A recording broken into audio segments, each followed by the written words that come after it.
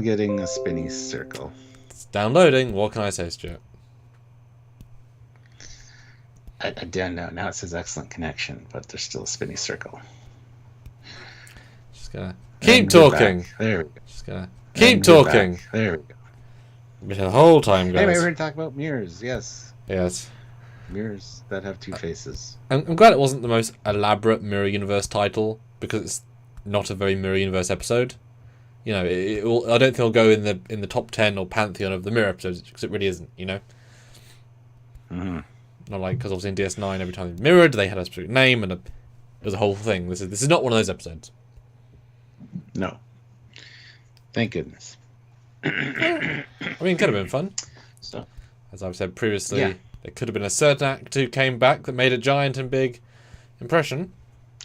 That would have been so epic. That would have been so epic. Just saying. Even a mention of him helping them out would have been awesome. Like, Sorry to burst said bubble. And we should be full bandwidth now. Huzzah! Yes. Huzzah. We are back. So welcome back, everybody, for this review and breakdown. We appreciate all you guys being here, as always. Mm-hmm. So we're here as well. This is what we do. We are mirroring it up for everyone. We do. We should have mirrored our images. Just saying. And Matthew says you guys should have mirrored your video. I mean, I can. Would you like me to? No, I would not like you to. Okay, hold on. Okay. Right. Now we are mirrored, Stuart. As in, now I am mirrored. You'll get the joke when you see it. That'll be two of you. No. This is a really fun effect, actually. This is so confusing. We are mirrors. Oh my goodness. Mirror image, Stuart. Mirror. It's like we're like one being. Stuart, can you touch the mirror pond? Bing. Bing, bing, bing. There you go. It's like we're one being. That's awesome. It's so discombobulated, but also not. That's great. Sorry, hi.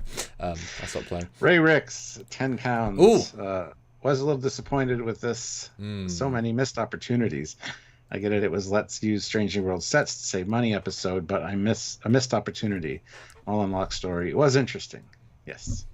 Good, straightforward summary. Mm-hmm. Ozzy, though, throws in $2 and says the ISS Enterprise will be flagship. Oh, Jesus. Hope not. I would love them to refit it, though, into, like, 32nd century standards and see that. So gimmicky, though. In the sense that, like, oh, look, we get to use the sets again. Great. Like, great, but also... But they wouldn't do that, you know? Yeah.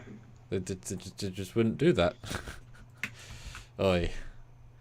Yeah. Anyway, I guess I will start sharing. Go for it. That gives me a chance to tell you guys to hit the like button. We got a mirrored result here. We got 21 viewers and 12 likes, which is the mirror of you. Anyway, hit the like button. Let's try to get those likes up to at least 20. We can do that. If you guys are just joining us and haven't hit the like button yet, please do so. We appreciate it. Also, make sure that you super chat in. Thank you to Ray Ricks and Ozzy for doing so already. We really appreciate that. That helps out immensely, more than you can ever know. So if you can super chat in any thoughts or comments or even your score at the end, we'd really appreciate that, as it does help us out and keeps us going here on Trekyards. So anything you can do to help, we really appreciate. Also, make sure to click the links down below to the Teespring and the TeePublic store. There are some cool Trekyards merch stuff available, so check that out. And by all means, make sure you're subscribed to the channel if you're not already, and click the bell notification icon to all so you don't miss any uploads from us, because we do regular content here all the time. Whether new Trek is on or not, we're always doing stuff. So come and join us, and we're your one-stop shop for Star Trek stuff. So come and hang out with us. There's also a join button down there. You can join the fleet, get assigned to your own ship, and at different ranks you can even become captain of your own ship, whether it be hero ship or otherwise. Depends on the ranking and the joining that you do. So we appreciate that. Or you can head over to Patreon/Trekyard. That's another way to join. The same perks, privileges, and all that apply over there, including access to our Discord, which you guys can hang out with us and the other members as well. And hopefully you guys see some value in that. So check it out. Look at the opportunities and the amounts and see if you can help us on a monthly basis. We really appreciate that. Welcome to everybody that's here. Big Kinga, Matthew DeFritas, Dave and Laura, Ozzy, Ray Ricks, Ty and Arzen, Phoebe Seymour, the Stanleys. Welcome back, everybody. It's all about the chair. Sure. Was the captain's chair on the ISS Enterprise different from the Strange New Worlds? I don't think so. No. I wish it had the higher back like the Mirror Universe Enterprise did, but that's okay. Big Kinga throws in $5. Can you imagine them refitting the ISS Enterprise to 32nd century fleet? Ugh. Well, I mean, it's another ship for the fleet after the burn. I don't know how many ships they have, but could be helpful. Well, I assume they've been doing lots and lots of shipbuilding. I wouldn't really think too much of it. In the sense of, once they can get resources and find stuff, it's like, yeah. And Dave and Laura throw in $2. Thanks much. Per the captain's orders, Laura has been spanked. Good. Did she enjoy it? Goodness. My goodness. That was not a sentence I was expecting. Well, you missed the late night lives, so... Well, I'm asleep. They're that late. And well, also night. That's your problem. That's my problem. I should do lives at early morning and be like, well, you missed them. But then you'll turn up and it's like, but it's Stuart, it's 10 a.m. my time. It's like, yeah. You're like, I haven't got to bed yet. I'm like, Jesus, frick. Because that could happen. You could be awake at 5. You often sometimes are. That's true. But anywho. So, Stuart. Yes, that's my name. Yes, it is. What do you think of Star Trek Discovery Season 5, Episode 5? It was good. It wasn't as good as the last episode, but they've definitely been maintaining the quality, I think, and the storytelling is kind of moving forward very well. There's no real problems like there was in season 3 or 4, and I'm thankful for that because I remember in season 4, the first 2 episodes were like, ooh, this is pretty good. We're doing, and then it just kind of hit the wall. We haven't got there yet, and we're halfway through. We have another 5 episodes to go. So I'm hoping for the best. We got 2 more puzzle pieces they need to find in 5 episodes. So there's still a lot of good story that can be told around that. Hopefully it stays that way. I enjoyed it. I did enjoy the Mirror Universe connection and the mention of Saru and all that. But as people have said, and as Sam pointed out, it would have been really great to have Lorca, not Mirror Lorca, but Prime Lorca in the Mirror Universe helping the refugees would have been fantastic. And just to see Michael's face if they had found any reference to Lorca or he actually appeared in some way, because she would associate him with the Mirror Lorca, I would imagine. He'd have no idea who she was necessarily, but it would be quite interesting to see, and that was a missed opportunity. But the Breen reveal was cool. The Maul and Locke story was interesting.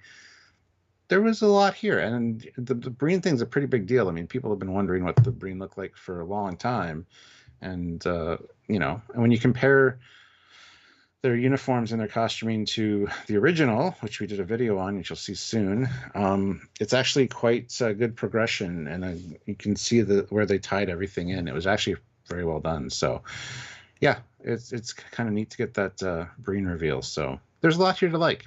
At the same time, there's a lot of kind of soap opera-ish stories going on with some of the relationship stuff, but that's fine. I mean, there was a few areas in this episode where it kind of dipped a little bit in quality, but they could have been, again, missed opportunity. You could have actually added some stuff in there and kind of bolstered this a little bit, but the running time was like 56 minutes. It was still a pretty substantial episode. So, and then big question then is, how does it feel on second, third, however many watches you've done? How does that factor come in? Because the pacing always feels different on subsequent watches because you know the plot. How did that feel? It gets worse. I've watched it 3 times now, and each time it's kind of got a little bit more laggy for me. The first one, there was so much promise of like what could happen, what we could see, that it kind of jazzed me up. And when we did our first review, I was like, yeah, this is really, really great. And then we had very different energy on the first review. Yeah. It's fair to say. Yeah. And now the more I've watched it, I'm kind of like, it's all right. It's just the missed opportunity thing really annoys the shit out of me. But yeah, it's not bad by any stretch, even for just regular Star Trek. For Discovery, this is still damn good. So yeah, that's kind of where I sit with it. How about you, sir? Yeah, and guys, would love to know your first. Like, throw some reaction words in here. I'd love to read what you guys think. Assuming we're still going. Maybe. Yes. Yeah, so definitely an interesting one in that the bar has now been raised by Discovery, which is great. But when they don't hit the bar, it feels more gently annoying in a sense, because the writings. Although Saru and the ambassador stuff's all gone. Just realised that wasn't. For now, yeah. Not that we needed it, but like, I guess that's anyway. It's an okay episode. It's very strongly okay. A lot of stuff happens, and not a lot of stuff happens. It absolutely is another. We only want to spend 30,000 on sets, so we'll build a box and some other boxes and make the Breen room, because they're going to use the Enterprise sets not particularly successfully, because they're. What I thought on second viewing is that this. I think what lets it down is that it's very visually dull. The episode, it's all white, flashing, no color sets, and the Breen is incredibly one note visually, and it's all close up. So it's super boring to look at, and it all looks like the same thing, as in between the two zones of whatever. Actually, the Discovery Bridge, I actually found like. Yeah, back on Discovery Bridge, like that looked visually the best out of all of it. I was kind of shocked how bad, and not how bad, but how not good the sets look compared to Stranger Worlds. Different team, different lighting. They look substantially less good. Not bad, but less good. So that, I think, is a big part of why it just feels so dull to me, because it looks pretty dull. It's very visually uninspired. The direction's not particularly good, because what can you do, right? It's just flashing white sets. Like they're not doing anything. They didn't redress them really at all, so they don't look or feel any different. There's very little ISS, if anything. You could easily Photoshop out the logos and it'd be just. So they put no effort or money into the mirror at all. Stuff was lying around. The Breen stuff was the best. The Breen stuff was the best. The flashbacks, and as was the second in command's name is Rayner. He was great. His scenes was on second watch. His stuff was also excellent in comparison, but all the stuff on the ISS was like reasonably low bar and quite dull, honestly. And like I said, missed opportunity, because I was really rooting for them to join the team. By the end of this episode, it felt like we could get there. Yes, there'd be more twists, but they could be on Discovery and they've lost their ship, and or Lore could show up, we'll talk about that later. Or anything mirror to happen of any kind, and nothing did. But luckily we got stuff with Rayner, and that was the big push. But thoroughly okay, and reasonably dull on second viewing. It was not an engaging second watch. Pretty sort of on the boring side, I'll be honest. But not in the sort of lull way of season 4, which is interesting. They can do a different level of dull. It's just they weren't the best choices, but they're still okay choices. Yeah. It's a weird one in that regard. That's what you guys are saying. Yeah, everyone knows what you guys think. Ray Ricks, 2 pounds. Detachable nacelles on the Connie. Nope. Maybe. Matthew DeFritas, $5. I wasn't as excited about seeing the ISS Enterprise because, if you catch my TOS drift, it isn't the ISS Enterprise. Yeah. There's a bit of that conflicting as well, especially as there's no pennant on the saucer. They didn't even try to. Like, it's just the Connie 3D model. There's nothing there that makes it interesting in that regard. It would have been great if they made it white and if they hadn't put straight struts on it. Those two simple changes would have been like, oh, you piqued our interest, but no. Yep. I mean, minutes in a 3D software. Yeah. You know. Ray Ricks, £5. Thank you. Yeah, the lack of TOS Connie firmly puts Disco in its own universe. Yeah. Also true. Yeah, I mean, they didn't even try and whatever. Like, that's... It would have been nice. It would have made so much sense, since we never saw the mirror Connie, even though we did see the mirror Connie. So we know what it looks like, but then we didn't see that version, so... Yeah. I mean, doubling down. It would have been. I mean, imagine the cherry on top to have the TOS Enterprise with a slight update coming through. Yeah. Like that would have been a Exactly. slight. You know, the one that and the Breen would have been mic drop. Big Kinga, $5. Yeah, why wouldn't they show an original Connie when they showed a diagram of a mirror one in season 1 of Disco? Well, that was the Defiant that was modified. That was the vintage Defiant, yeah. Yeah, with like, yeah, exactly. They just forgot that shit happened in season 1.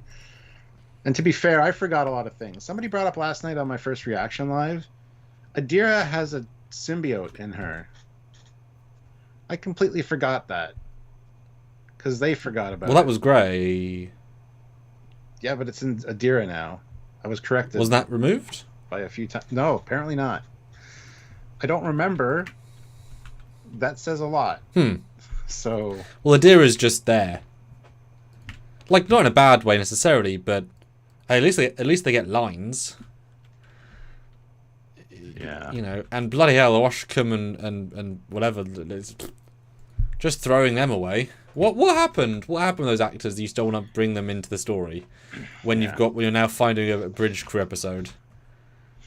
And Feed Me Seymour, are you an executive at CBS? Feed Me Seymour, because listen to this response. Ooh. I think the reason they wanted to keep the model simple for the ISS Enterprise is so that we know it's the same design as Pike's Stranger Worlds Enterprise model. Otherwise, people wouldn't have got it. That's that's executive thinking right there.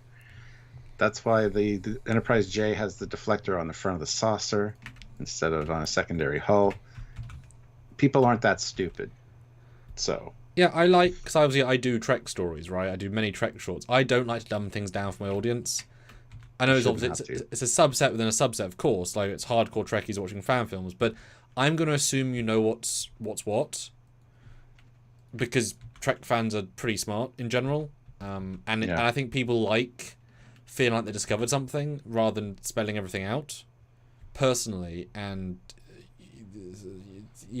I think people are smart. Plus, obviously, the news cycle would then report, wow, this was this Enterprise, and people would see it on Facebook and Twitter, and they'd see it. There'd be, or there'd be an interview, to think that also that wouldn't be known within minutes, days, seems silly as well. Well, Stephen Fothery from Text Trek says Gray's consciousness was transferred into a synthetic Trill body. Adira has the towel worm in them with all the memories. And they've completely forgotten about that. Because Trills are rare. Are just ignoring it because she does not act like the symbiote host at all. Just saying. Anyway. Wow, they've just dropped balls there. Wow. Yeah, I forgot because Yep. Yeah. Anyway. Strange show, Stuart. It's a strange show. It's like it's sometimes good, but on average, no, not really. Like really good. Yeah. But also, they don't necessarily respect previous artists' like choices. you know, like Calypso, and many other things. I don't know. Well, let's get into it. Yeah, so we start off with booking. Yeah, basically, you've something that somebody can never take away from you is your right to choose. That's what he's talking about here. So, I've made some bad decisions, but I've also made some good ones, and so can Maul. So, yeah. His story is very straightforward this week. Yeah. And sort of too simple. Like, he's almost a little bit blind. Well, he is blinded by it. And it's one of the things where if you're only in the story for one reason, you kind of feel that way. So his second watch is a bit repetitive in his singular vision of, I must this, and this. And I really wish, and it might come later, but it's now lost its impact. Why is there not many flashbacks to Cleveland Booker, the original, to know who the hell he is? Especially now, yeah. Because the entire episode's emotional core rolls around us feeling either for Maul or feeling for Cleveland book, but we don't know who the guy is to know, was he a dick, was he a good guy, did he leave? And having a flashback at episode 8 will not make this episode better now. It should have been episode 2, episode 3. Yeah. I don't know why they haven't done it, because where am I rooting for? I don't know. I have no point of reference, so I'm just voting for neither, I guess. It's a strange feeling, you know? Yeah, well, this one would have definitely benefited from having some flashbacks to him in this one. Whether it Double be young, flashback! whether it be young Book learning from him or seeing Maul's point of view. Again, it would have broken up the monotony of this episode with the flashing light sets of the Strange New Worlds Enterprise. And the Breen stuff. I think it would have added something. Although double flashbacks do tend to feel a bit narratively stilted. Yeah. Especially as it's an action show, as in they like to have action beats. So, yeah, it's okay. And they love their floating holograms, don't they, of the people? Yeah. Are the pictures? Still trying to load them, Stuart. All I see is this done. Now, I get it. I've been working on it the whole time. Okay, wasn't sure. Trying best. So 53 people here, which is awesome. 25 likes, which is also great. But let's get those likes up to 50 if we can, guys. And it means 5,500, by the way. So click it. Oh, well, there you go. Wow. The die's been thrown. Die's been thrown. The die's been cast. That's what I said. But yeah. So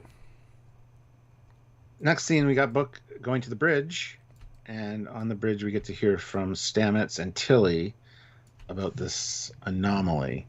Now, the thing that was interesting to me is she does say to Zora, can you compensate or adjust the view screen to compensate for the Laurentian coefficient in high energy spectra? And then we see the actual aperture, right?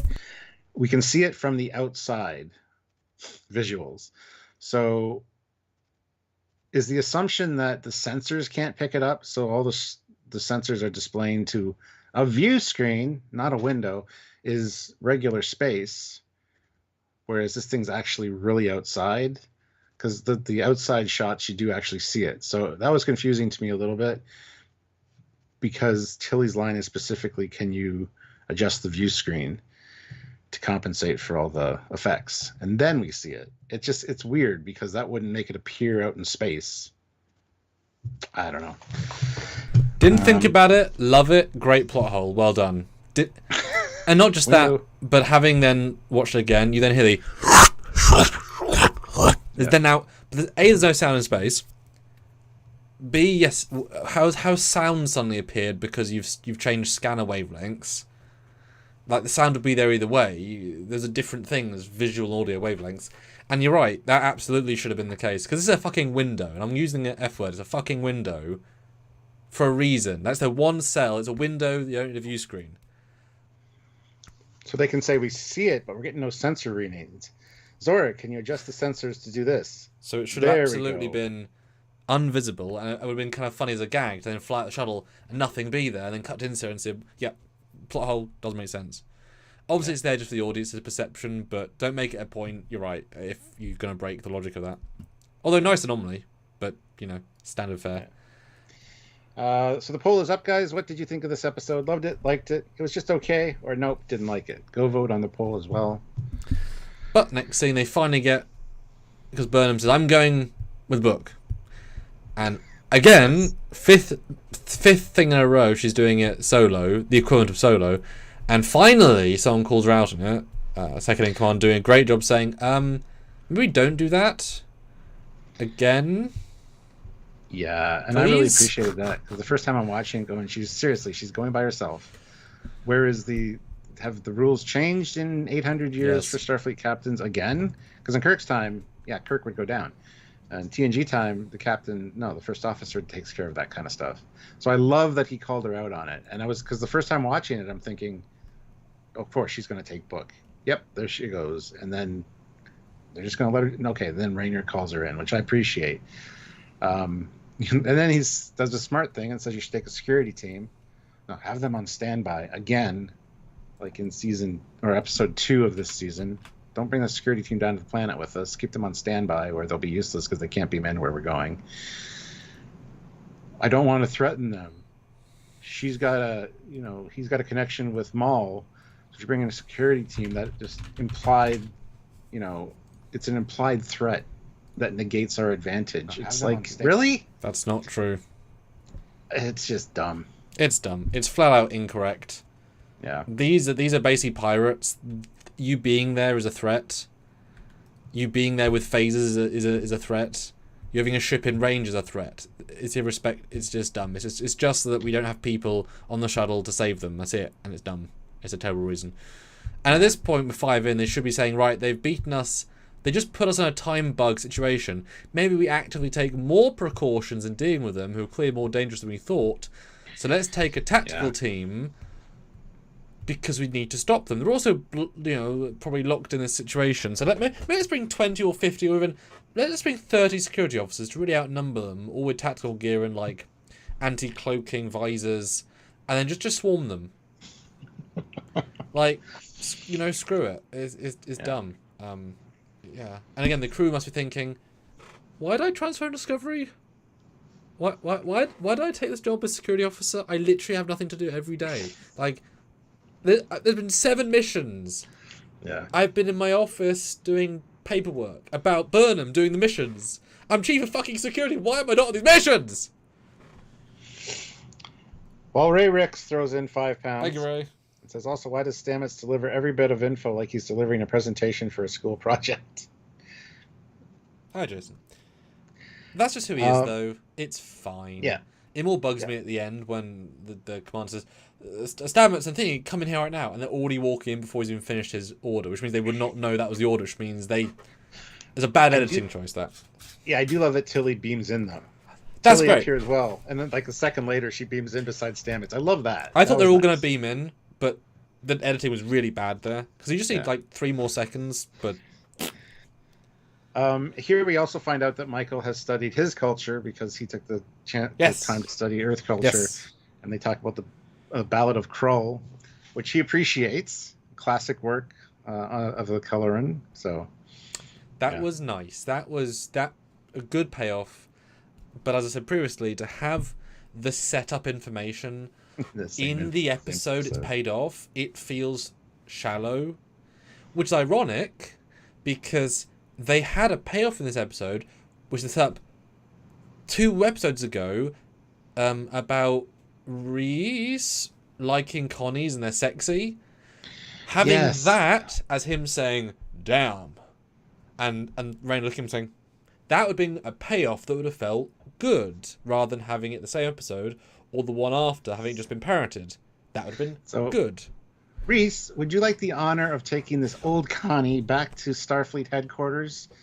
Yes, sir. That would be my privilege. Instead of let Detmer and Awashikam take it. They deserve it. Yeah, they've earned it. We haven't seen them, but God, we're going to get them off the show some way. Oh, that's so smart. Yeah, I know. Or double down on the payoff. He says, no, Commander. I need to be here to help the Discovery. So I have to choose against the thing he loves. Ugh. Although, God damn it! Can I go over and get her ready for the journey at least? I get a selfie with that. Take some programmable matter and fix the injector core that they ejected. Or just stealing stuff from it. Oh, this is cool. It would have been a great opportunity for him to get offered the thing. He could have been on the turn it down, but also at the same time go over and actually help them get it ready to go. Or can you imagine, if they're going for a slightly comedy vibe here, imagine him being on the security team they would take, and so them finding Connie, he's like, what? Oh, I'm so excited. And we're like, dude, calm down. Yeah. Burnham should have agreed to one security officer, and Reese was the one that went. And he could say, I know these ships very well, but I'm not sure about the Mirror Universe ones. Because she makes the point of saying it's very much like the our Connies, the layout and the systems. Yeah, and of course the Mirror Connie shouldn't be the same as a Prime Connie because it's based on obviously, but this would do the logic of that, wouldn't take that into account. So yes, that would have been great. And then I said to you in another review, how do they know how to hotwire it at the end? Burnham might, Book certainly doesn't. If Reese was there, he would be the genius one to help hotwire it. And to make the episode he would get a hero episode. God fucking damn it, episode. That's going to lower its score for me, because that's so obvious. So obvious. That's what I mean. Missed opportunities. This is shit I've been thinking about over the 3 times watching it. Big Kinga, you guys just made me hate this episode now. Reese definitely should have taken the Enterprise back. And these easy wins. Like, this is why you don't have a show revolved around one character who can do everything. You lose all the fun payoffs, because she doesn't even utilize the fun of it being a Connie. She has almost no. That's why my brother worked. You never saw him. Ever. You don't like. You have no connection to that particularly, right? And also, you don't know Mirror Spock worked there. You have no evidence for that. This is a Mirror Enterprise. You have no reason to think that in their universe they also happen to be on the Mirror Enterprise. No evidence. I do like that she said he was probably just as ruthless as all of the other ones. No. Knowing that, from Mirror that he wasn't. Yeah, that was good. Yeah. But anyway, Burnham knows things about the guy's culture. It's great. It's well handled. Then they pop out Shuttle Bay in a very, very large shuttle set. It's just giant for 2 people, and there's so much room for security. Just so much room. And am I wrong? Is there a captain's chair in that fucking shuttle? Because when they zoom out, there's a chair in the center behind the 2. It's like, really? Yeah, Tilly used that for the cadet thing. Yep. Oh, God. Yep. And they have a non-scene about boosting impulse that just wastes screen time. Didn't need it. Skip. Sorry. It's nothing. And then they find the Connie so easily. And then Book's like, the ISS? That's the Mirror Universe. Like it's nothing. It's the most casual, like, Star Trek fan way of saying it. It feels so out of place. I know you learned about it at school, but there's probably lots of universes and lots of whatever. And it just is slightly disingenuous in tone, I felt. It's like, just weird.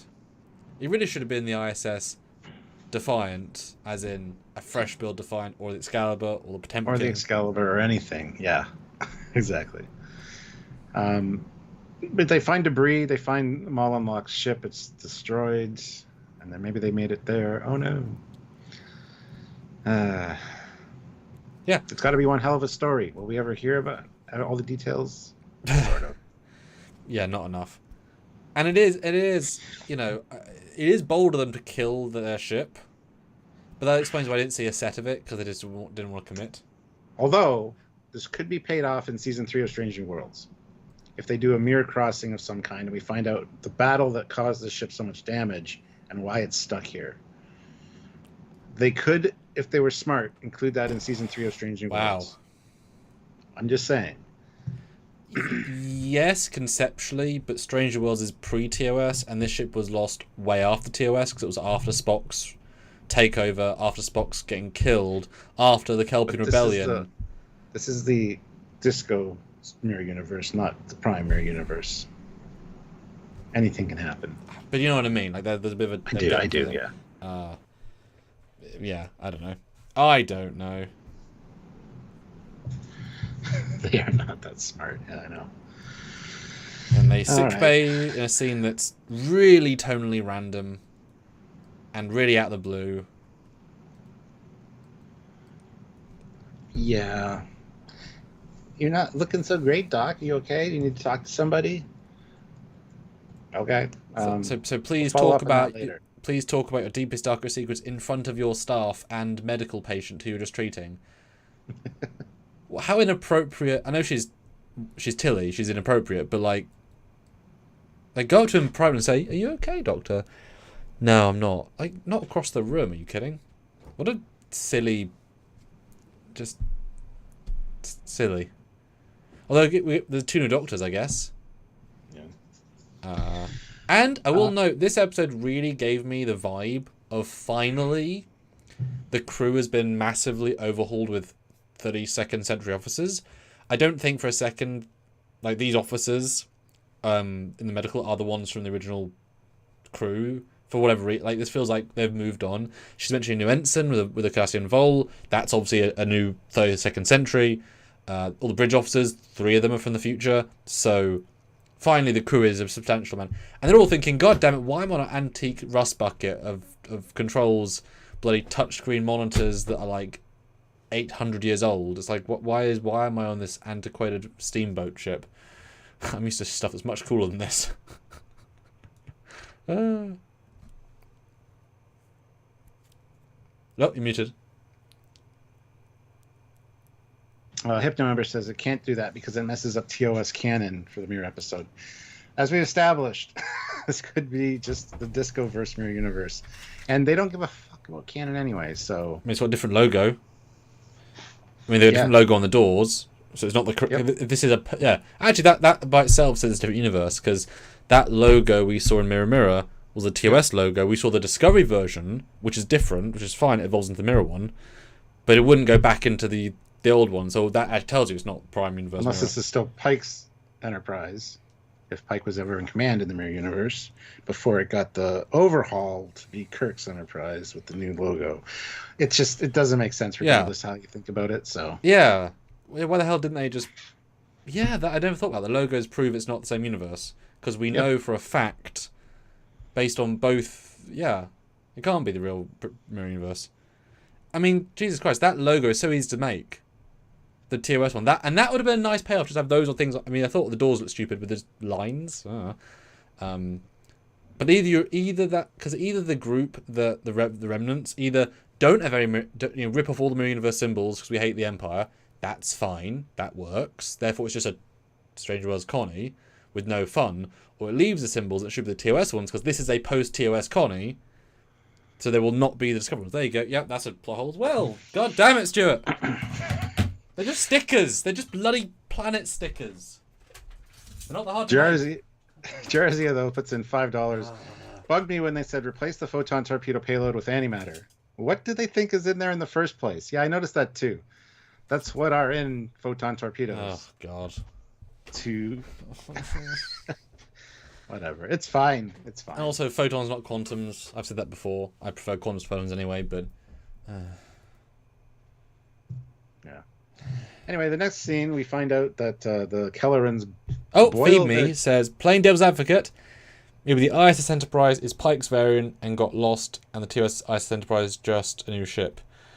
Possibly, but then have to get lost to not get refitted, the new one be built, come out of being lost, learn about Spock post-TOS taking over, then being captured. That's a lot of Fs to do, and then the one in TOS should therefore, in theory, be the ISS Enterprise A. Just saying. Well, they might not have that naming convention. But it could be. I'm saying that would be a logical assumption. Yeah. Matthew DeFreitas, $2. Mirror Kirk assassinates Pike in the Mirror Universe. Yes, this is true. Wow. Anywho's. Oy. We'll get to that. Oy. So this is the scene where we learn that the Kellorans boil their cakes. You boil your cakes. And that's funny because 2 of my friends are from Newfoundland, and they boil pretty much everything. A lot of their food is boiled, even their meat. And I kind of snickered at that when I heard that. The whole "don't knock it till you try it" thing. Yeah, I mean this guy's a standout performance this season. He's not as good as Vance, but very different vibe. But his journey he's going on is super. You're really seeing it in front of our eyes, and just the little opening up, the fact that he can retort in that clearly fun way. He's so much character development, and yeah, every time I laugh that moment, it's a well placed thing. And Ray Ricks puts in £5 and says they didn't say replace the antimatter, they said remove the detonator. No, they said replace the warhead with antimatter. Watched it 3 times. We'll get to that quote later at the end, but yes. Also, we'll have to detonate because it needs to explode to cause the thing to happen. So. Yeah. And I noticed they did detonate in a hexagonal pattern, so that was nice. Yes. Sean O'Sullivan, £2. Lots of universes has a north wobbly timey-wimey. Yeah, they just don't mention it's an alternate mirror. Because now Memory Alpha is going to take this and make it fact when it can't now be. This has to be an alternate. There's no other proper way. But that's not how everything will take it. And to say we ignore it because it doesn't make sense, we'll get crucified for it. So it's like, well, they just broke their own thing. Like, what are those lines on the bridge? On the turbo lift? It's just there's nothing. And I also, once again, a reminder, they just swapped the Discovery version of the blue L cars. So unattractive. They're so one note. The whole bridge is cold, blue, boring. And the pan out, giant frickin' bridge window hole, really committing to that, which is like, why is that there?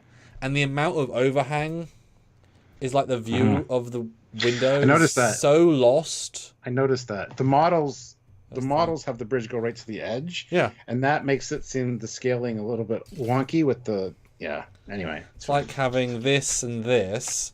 It's like, look, a useful window. It's like, well, why would you remove that much visible space if the whole point is just dumb. We did miss the thing with the last scene though, where Stamets says to Raynor, "You're not in this alone." Because Raynor's like, "Just do it. I get it. It's not that simple, but to quote something you just recently told me, you're not in this alone." Sounded better coming from you. I kind of like that scene as well.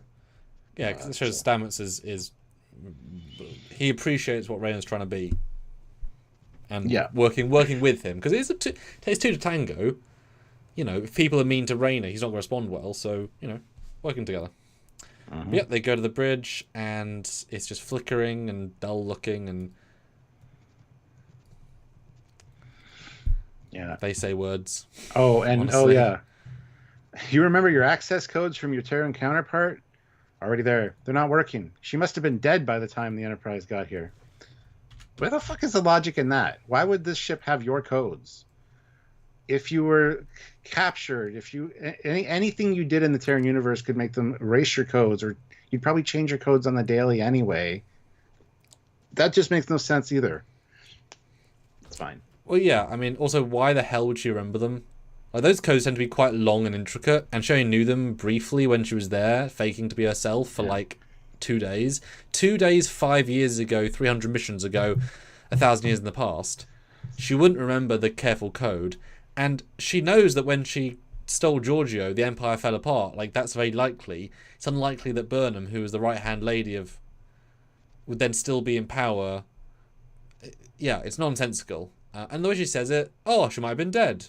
Zero emotion. It was just a not well written, not well executed moment that had nothing in it. Yeah. And then there's the Spock station. That's my brother's station.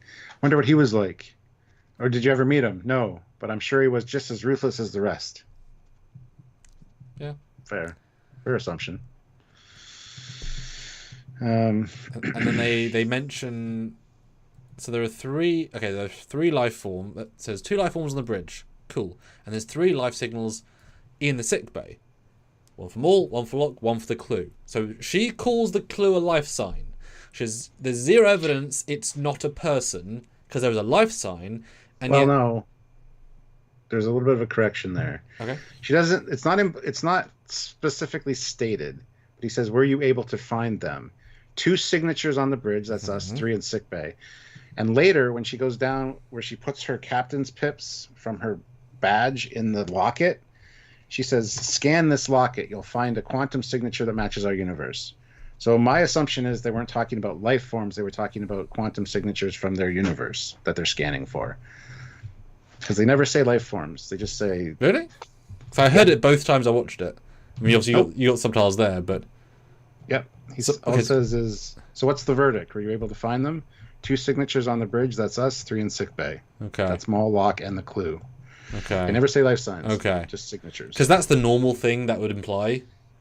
They didn't clarify, and I wish they would have. I wish they would have said, "There's 3 quantum signatures matching our universe in sickbay." That's all they had to say to clarify it. And also, that's not correct. As in, like, their guns would count as different things. Well, yeah. Like, they'd that's be holding not... their guns, so it'd scan as 1, maybe. I don't know. Not if you're precise. But also, they're holding the clue, so it would count as... They would count with Locke. Unless they hadn't picked it up yet. I mean, sure. Okay. Yeah, but you know what I mean? Like, that also is a slightly odd assertion in that regard. Okay, fair enough, but it's not a well-written piece or whatever. It's not at all. And they say, "Must have been in the transporter." As they say that, they walk past the transporter, which is, again, is a poor edit. And then they walk into the transporter, and it's so dark and poorly shot, I could barely see what was on the pad. But it's clearly just set dressing they found from other episodes. but they didn't want to commit to it to show any proper shots of it, except the custom bunny thing. They just felt like a really half-assed, like, this represents that they had 500 refugees, one room with 6 things in it. No. Every corridor will be filled, the bridge will be filled. This is not how it would be. It doesn't sell. Sorry, it's too cheap. Don't do the scene if you're not going to do it. And you wouldn't put a plaque in the room, and it would not say "Long Live the Empire" on it. They're running from the Empire. Yeah. Sorry, you wouldn't do that. Like the top part could have been the same, but the bottom part could have been just like something slapped on with the actual story. But this is engraved. It's all nice. And there wouldn't be a plaque of the ISS Enterprise in a. There wouldn't be. In Sickbay, yeah. Transporting, there just wouldn't be. It's just nonsensical stuff. I'm sorry. Yeah. But yeah, she finds the locket and she takes her pips off of her little badge, her captain's pips, and puts them inside the locket. And that was a bluff. Yes. For later, where she's like, it's part of the clue. Remember the whole thing on the planet. Move. Never followed up on though. They kind of Maul gives Locke a little look, and that's it. It's fine. I thought that the locket was one of those 2 children grew up and was the 3rd life sign they found. So I was waiting for this. That's what I thought too. I thought they were in the pattern buffer. Alice Scotty was beamed out with the clue and was in sickbay, and I was thinking that's obviously what it is. I had no question that wasn't going to be what was happening. And I was waiting for them to show up, but they never did. So that for me was quite a poor visual. That seemed very clear to me. Like, why else have a locket with people in the place that they? Because there's stuff like we did see, ironically, just last week that 30 years the Discovery's covered in dust. All these ornaments are pristine, so therefore they felt like this room's still being used by the people, potentially survivors. Mm-hmm. Why is this not filled with dust? It's been there for 900 years, right? Whatever. Like, it's just. Oy. Yeah. So the crew's story is this: the Terran High Chancellor was killed for trying to make reforms, which is Spock, and his crew escaped. They mutinied, brought refugees with them, who were trying to flee their universe to ours. And it says a Kelpian slave turned rebel leader helped them. Action Saru in any universe. All the escape pods and shuttles are gone. Except the warp-capable medical pods, which are also armed. No one knew about it. But to be fair, it's a Terran ship. It could be an addition, but... Oh, no, it's fine, but that would still be there, and they would detect that. 100%. It'd be in the computer, because it's an armed warp-capable pod. So that's a plot hole as well. Yeah. But they go to sickbay, and weirdly boring. I was expecting this to be a really cool scene where they'd walk in, there'd be 2 of them, and they're just standing there waiting, and for some reason, it says hollow clone projection people. And they're not being made by them, they're being made by a hollow projector that the ship can't have, tech that it shouldn't have yet. Because hollow projectors don't exist until Voyager, in our era, and it's only in sickbay. This is sickbay, of course, but that's new. I don't buy the Terran Empire having them really anyway on the Connie. I just don't buy it. Sorry. No, I don't either. Not in this form anyway. And there's a lot of hollow people who also are shooting. I don't know. But it's just really dull. I don't know. Dull describes it, yeah. And they just shoot them like it's nothing. It's a scene that feels like it. The trailer seemed cool. They just pew pew pew. Okay, what was the plan there? And why wouldn't they just be waiting out either side of the door? They come out, shoot the clones, and shoot them. Like, you know what I mean? There's no reason to be part of the ensemble. Just wait by the door. Well, or cloak yourself because you can cloak. Stay there, back turn, shoot them. They're dead. Why is this happening? Argument that the hollow projector needs something to use as a template. So them standing there holding their guns, but saying that doesn't make sense because all of them are holding their guns at different angles. And one's leaning down and. Yeah.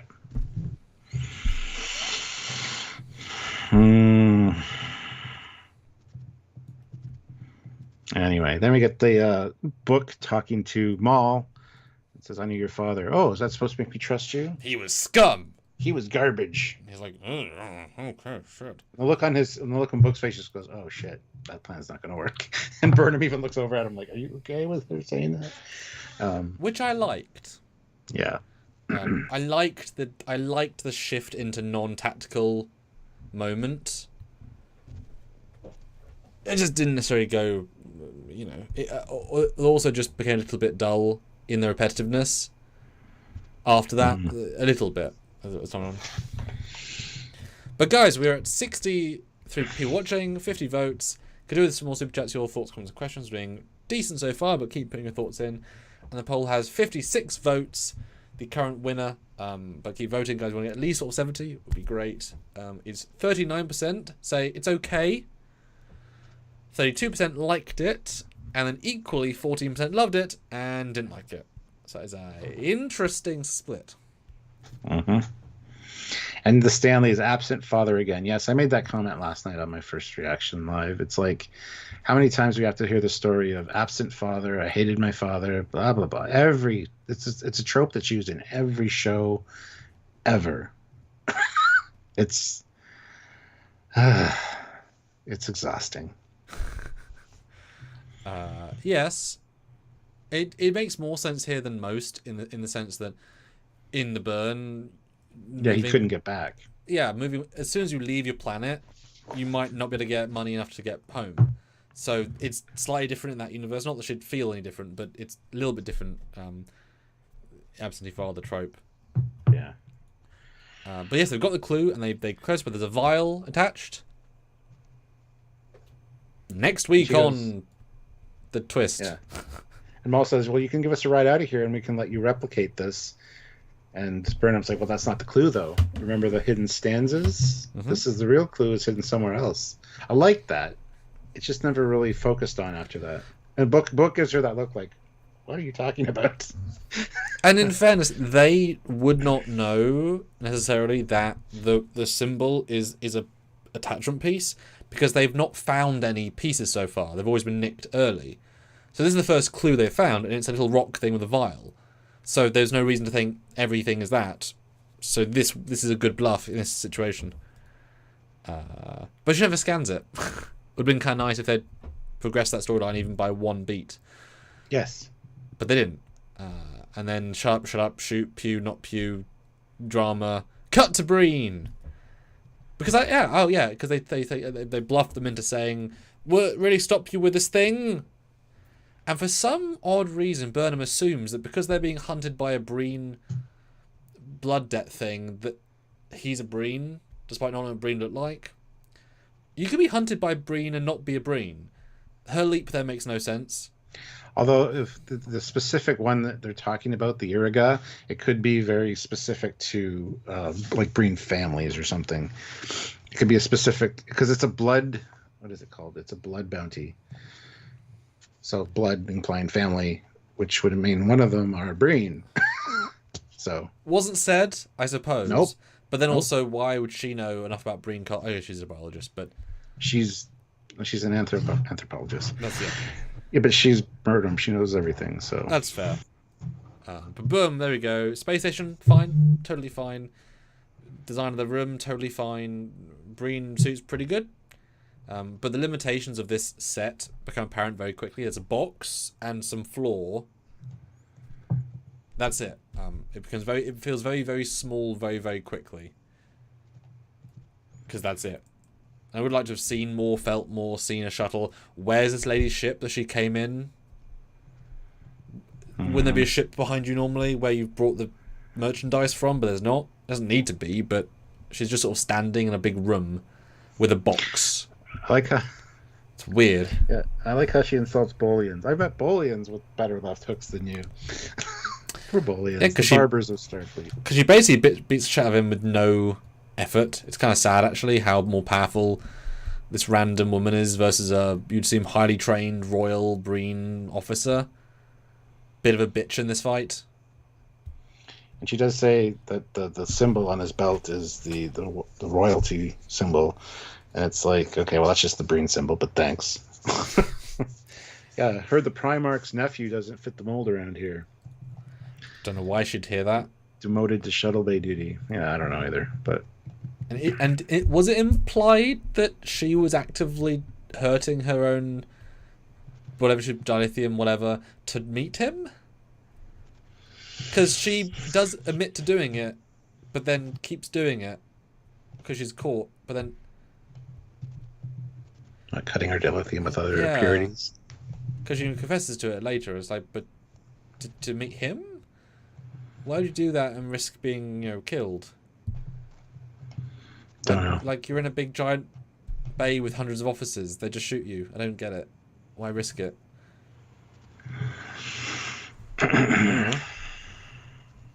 But suit's cool. Yeah. Anyway, back to... I do like the face transitions between the young and old. Those are really well done. And speaking of, later when she's talking to Book in the hallway on the way to the bridge, one side of her lower lip is like swollen, like she's talking like kind of funny. It looks like she's got chewing tobacco, and she got it packed in here. It looks really stupid, and it's only in certain scenes. So I wonder if she had like an injury and she had a swollen lip, because it's really distracting. And once you notice it, you can't unsee it. It's in some of the flashback scenes, but not all. And it's in that scene in particular. So I'm like, if you have a swollen lip, if you just had dentist work or something, I don't know what's going on, but don't film that day. It's really... Well... And a few people noticed it when I mentioned it on the live last night. When we get to that, please point out. It's hard to see in stills. Right. But anyway, you can notice it. And the Stanleys points out, Worf struggled to fight a Breen, but some half-starved girl can do toe-to-toe. Yeah, I don't think she's stronger than Worf. Well, the Breen is also a confederacy, which implies more than one species. It's been speculated that the Breen have 17 different species to make up the Breen, so it could just be one of the stronger Breens that he fought. It's fine. I guess he's pampered because he's rich. But anyway, more pew-pew again. And then get locked out of sickbay. It's amazing how a ship that's like 700 years old, it's been installed to space, has full power pretty much, and force field ability. Amazing. It could have been repaired by the scientist when she went back to put the clue there, but she didn't think it was going to be in stasis for like 600 years. And why can't they just like use other doors or shoot the holo emitters or force field emitters? They play as if there's zero way of getting out. It's impossible. They play as impossible. It's like, it really isn't. Like, you both have 32nd century everything. You're saying you can't get out of a force field. Mm-hmm.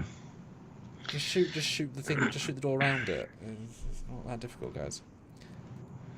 It's a bit disingenuous to force them to interact. If there are 17 different species, could the changelings be part of the Breen? Nope. Well, actually, it's interesting that the Breen's liquid form is an interesting reason why they might have helped the changelings in DS9, and a good reason why the changelings might have trusted the Breen a little bit more. It kind of adds that layer of like they're more similar than not. So. They're not more similar than not, but they have a kinship of choosing faces, of having I think more of an evolved. They think they're evolved as the changelings, so therefore I think it's more that superiority factor. We went past a simple carbon-based vibe. We now are transparent, slightly gooey. We're now Jello life forms. Yes. With Jello skin that's see-through, but therefore makes us so weak we can't survive in harsh climates that we have to have suits. We're that advanced. And even in our own space stations, in our own perfect climate control, we need the suits, because...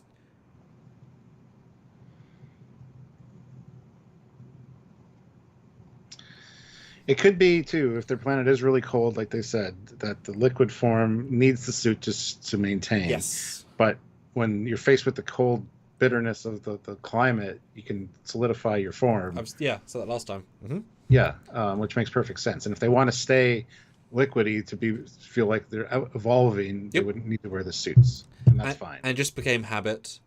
Yeah, which is great. I actually really like that. Yeah, they started out being strong-bodied in the cold, and they eventually worked out tech to improve their whatever, make them. Yeah, it's actually really effective. And it's just funny that being superior involves a suit to keep them safe, which is the reverse of superior. It's just a bit funny. And the music again. Skeleton Strange New Worlds #1 Phantasm, $10. Welcome back and thank you. says Trekyards may have addressed this already, but shouldn't the ISS Enterprise bridge been post-TOS instead of Strange New Worlds? Is Disco saying that TOS bridge never existed? Fans have given me odd pushback on this point. We kind of established that because of the Terran Empire logo, among other things, this is in fact an alternate reality mirror universe, as all of Disco is, so it's fine. Yeah, obviously in reality they had this set, but yeah, pushing it post-TOS, it doesn't make sense because it means that the Cage mirror Connie was a Connie, then it became Stranger Worlds Connie, then it became the TOS mirror Connie. They refitted it back to the Stranger Worlds mirror Connie after Spock took it. So Spock chose to de-evolve his ship into an older variant, which was also a newer variant. They just had the set, but yeah, and they chose to rip off the symbols of one empire to put the symbol of an old empire that he also served on years ago. To be fair, in Mirror Mirror, the Mirror Universe Enterprise was the Cage Connie. Yes. It had the spikes on the nacelles, it had the bigger deflector. This is, in fact, the Cage era Enterprise. So, I'm just saying. Well, no, doubling down on that. No, that's Cage is before Stranger Worlds. That was the launch configuration. It then refitted into the Stranger Worlds version. Yeah, but it never did, though. Not in real life. We both know that. Yeah, but yeah, it doesn't make sense, and the logo is wrong as well. They just ignored TOS entirely. Sorry, it doesn't work.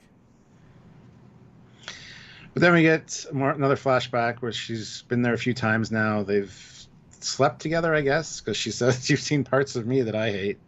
I want to see your face." He's like, "Next time," and my uncle's coming down for inspection. Got to make sure the boots are shined. Is that a euphemism? No, he just likes shiny boots. Must be an asshole. You must be an asshole. that was really funny. Yeah, they have good chemistry when they're not being quite as dark and one note. Yeah, and I miss. This is not the first time she's seen this face. That's for sure. It's just he doesn't like showing this face because I think he, I assume you can't make out with a green gel. Yeah. It's probably slightly dangerous. So he has to be the normal face or the other face, who doesn't like being. And Feed Me Seymour says Cages before Discovery. Yes, they established that in Discovery.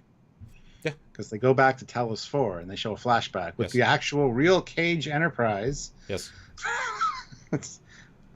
Anyway. Yes.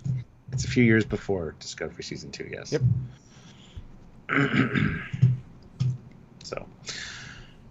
All right. That's also why they show Cage in Discovery. They show clips of it.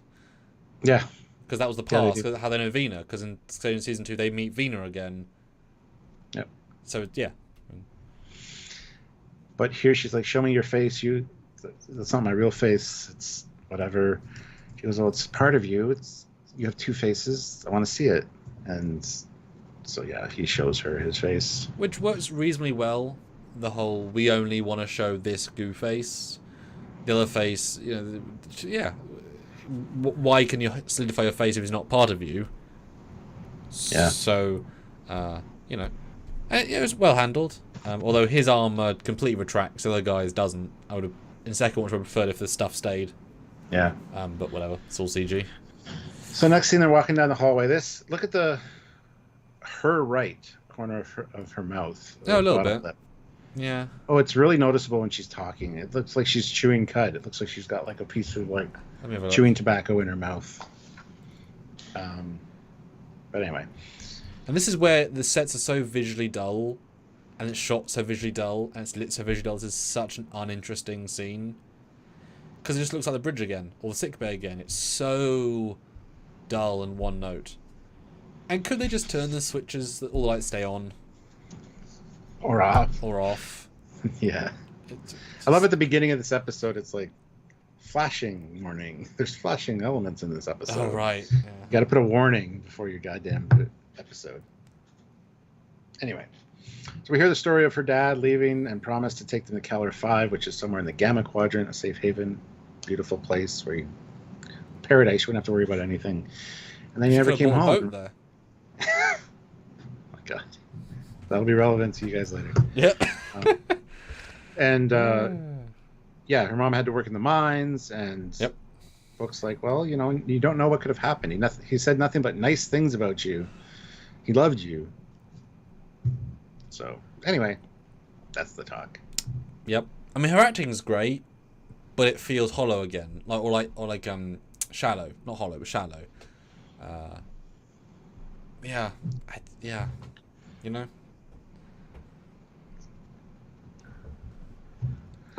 Anyway, then down in sickbay. This I wish went way further as well. This was a really interesting setup.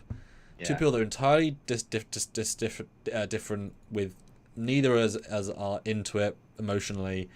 It's okay. It should have been better, but at least it's okay, and they do a few good things. But he's thinking that this thing that they're looking for is so powerful that once he gives it over to the Breen, they're going to release the bounty on him, and they'll be fine. And she's like, "Do you trust them more than us? Because you know them." Yeah.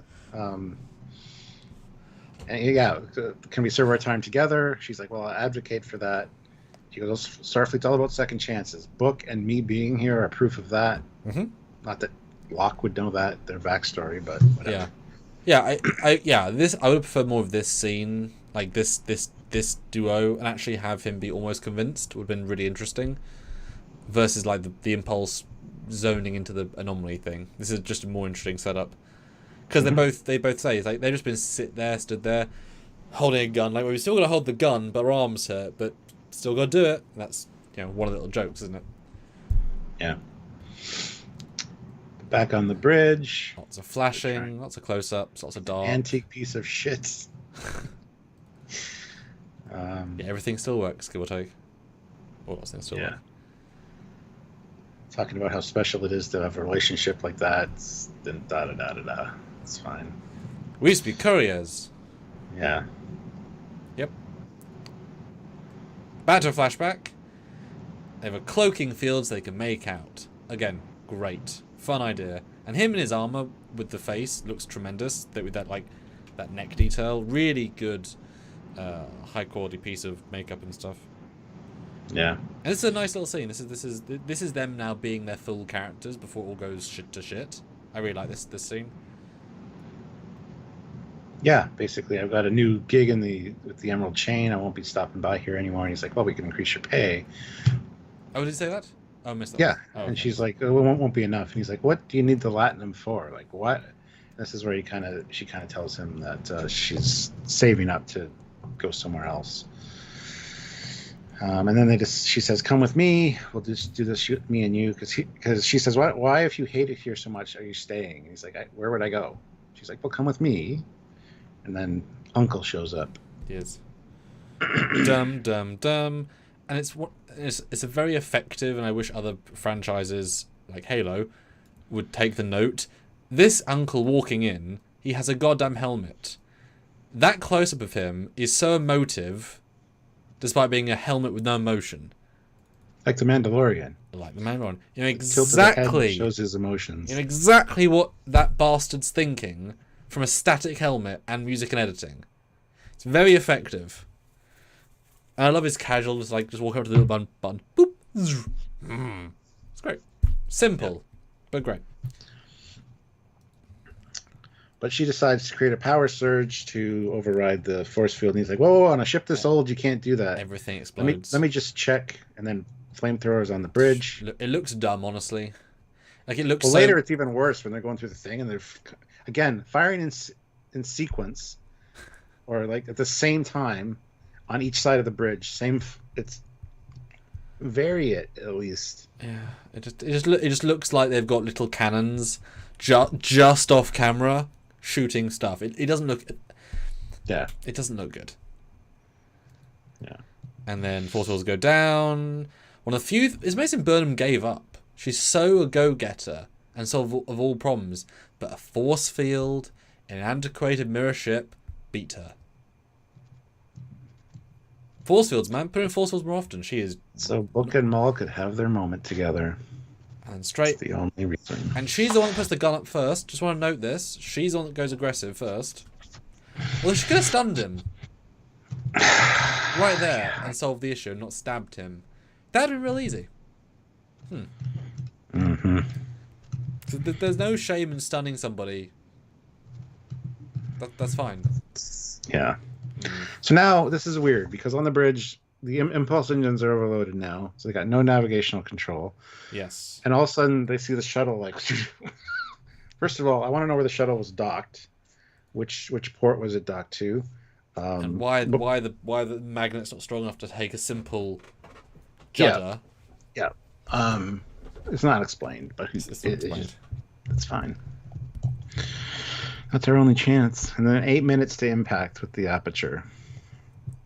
Great plan there, Maul. Great plan. You just 8 minutes. It's real bad.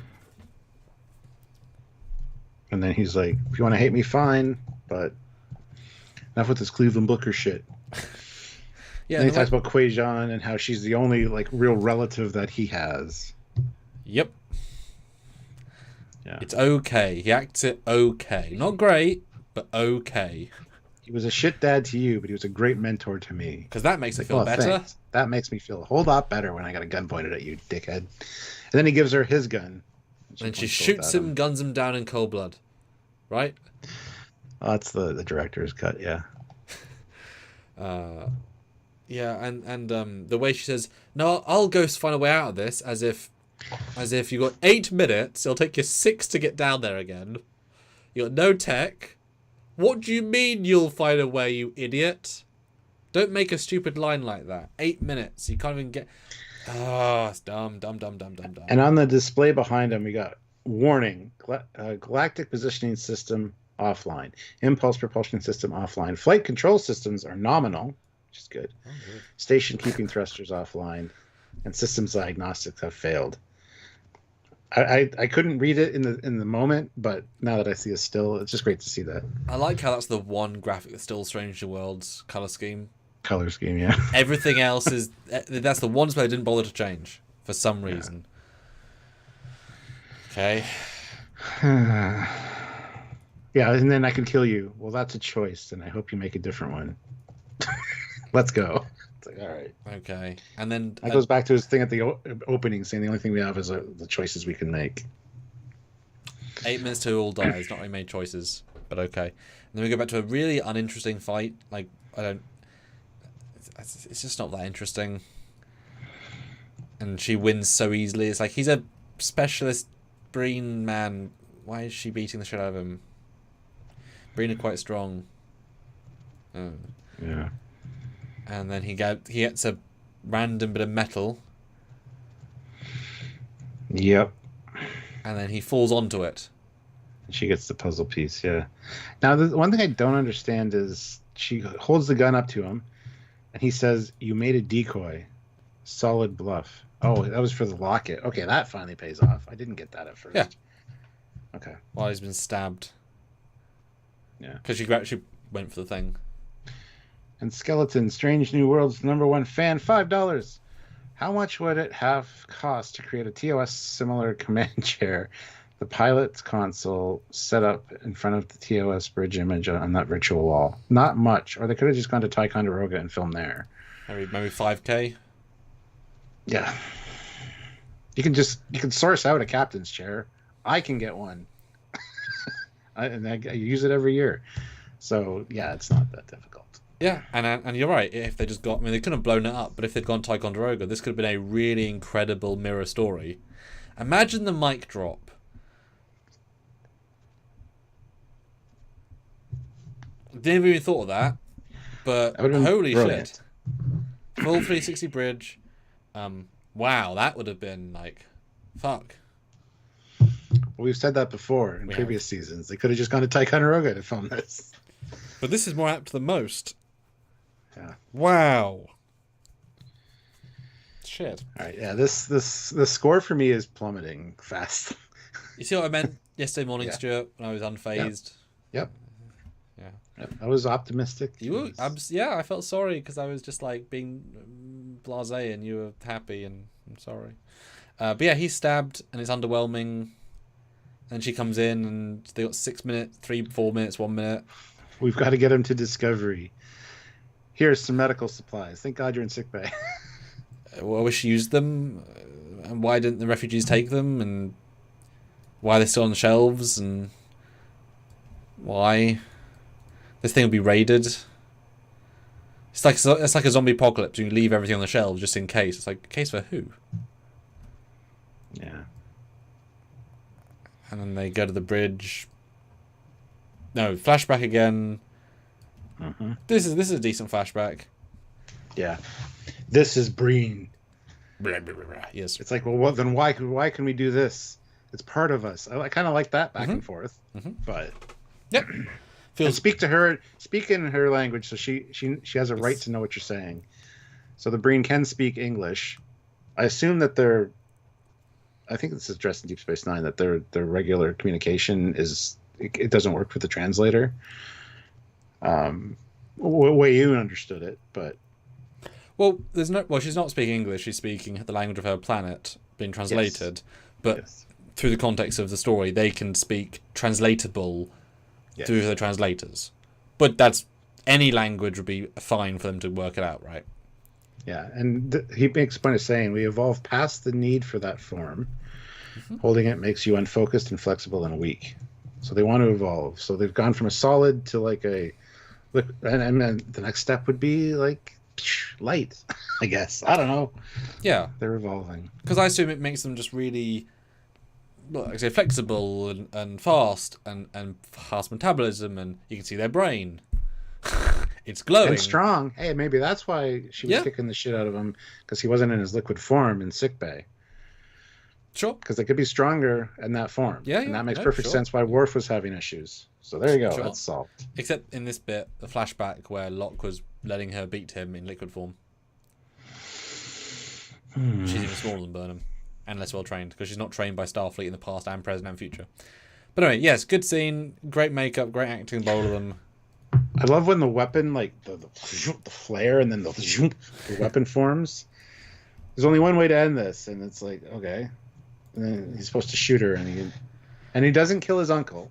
Very good point that he doesn't kill him. He shoots him in the shoulder. Yes, but also he raised me, and she kind of gives that look like, oh, I never had a dad. Well, that's not really how disruptors work, because it's an energy pulse. If it's on kill, it'll kill you if you shoot the foot. Yeah. And stun. So if he's sort of stunned, you shoot him in the face, it wouldn't kill him probably. That's not really how guns work. It's not firing a bolt of hot. I guess you could argue maybe that one is. But why would they have bolt-firing heat guns? It's a kill pulse. Kill pulse will kill him in the shoulder. And yes, he says, Maul, go. Find that planet. I can't go with you right now. The Iriga is something that can never be lifted. They'll be hunting you forever. And she says, no, us. Let's go. Yes.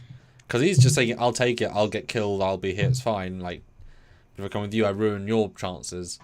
Although, again, since the burn is such a thing, you could just, leave the quadrant. They're not going to chase you for that. They're not going to waste their little dilithium to chase some guy. Because this isn't even, like, the hierarchy of the Breen. This is a subsect of... this is an uncle that rules a thing of a thing they want to take over through politics. This isn't even like... He's not like the prince of the Breen. He's a... And the Scottish Nightmare says, the masks don't look like Leia's anymore. Watch our comparison video that's coming out. It's good. It's a good video. It is a good video. We glean quite a lot of information doing side-by-sides. And find the exact frame where it's in really crisp focus. Yeah. But yes, he chooses to go after her.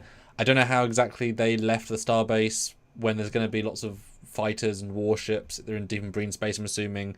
They had to, run to her shuttle, which is not going to be heavily armed because she's a little girl who's got a ship. And then all the people are going to launch and shoot. And I don't know how they left, but we don't look. Just do. Moving on. So Book can fly a Connie for some reason. Yeah, Book can burn under the bridge. There should be enough power for to activate a tractor beam. Why is Burnham in the captain's chair and not in a useful console chair? Why is she choosing to be the order giver and not the helper of doing the orders?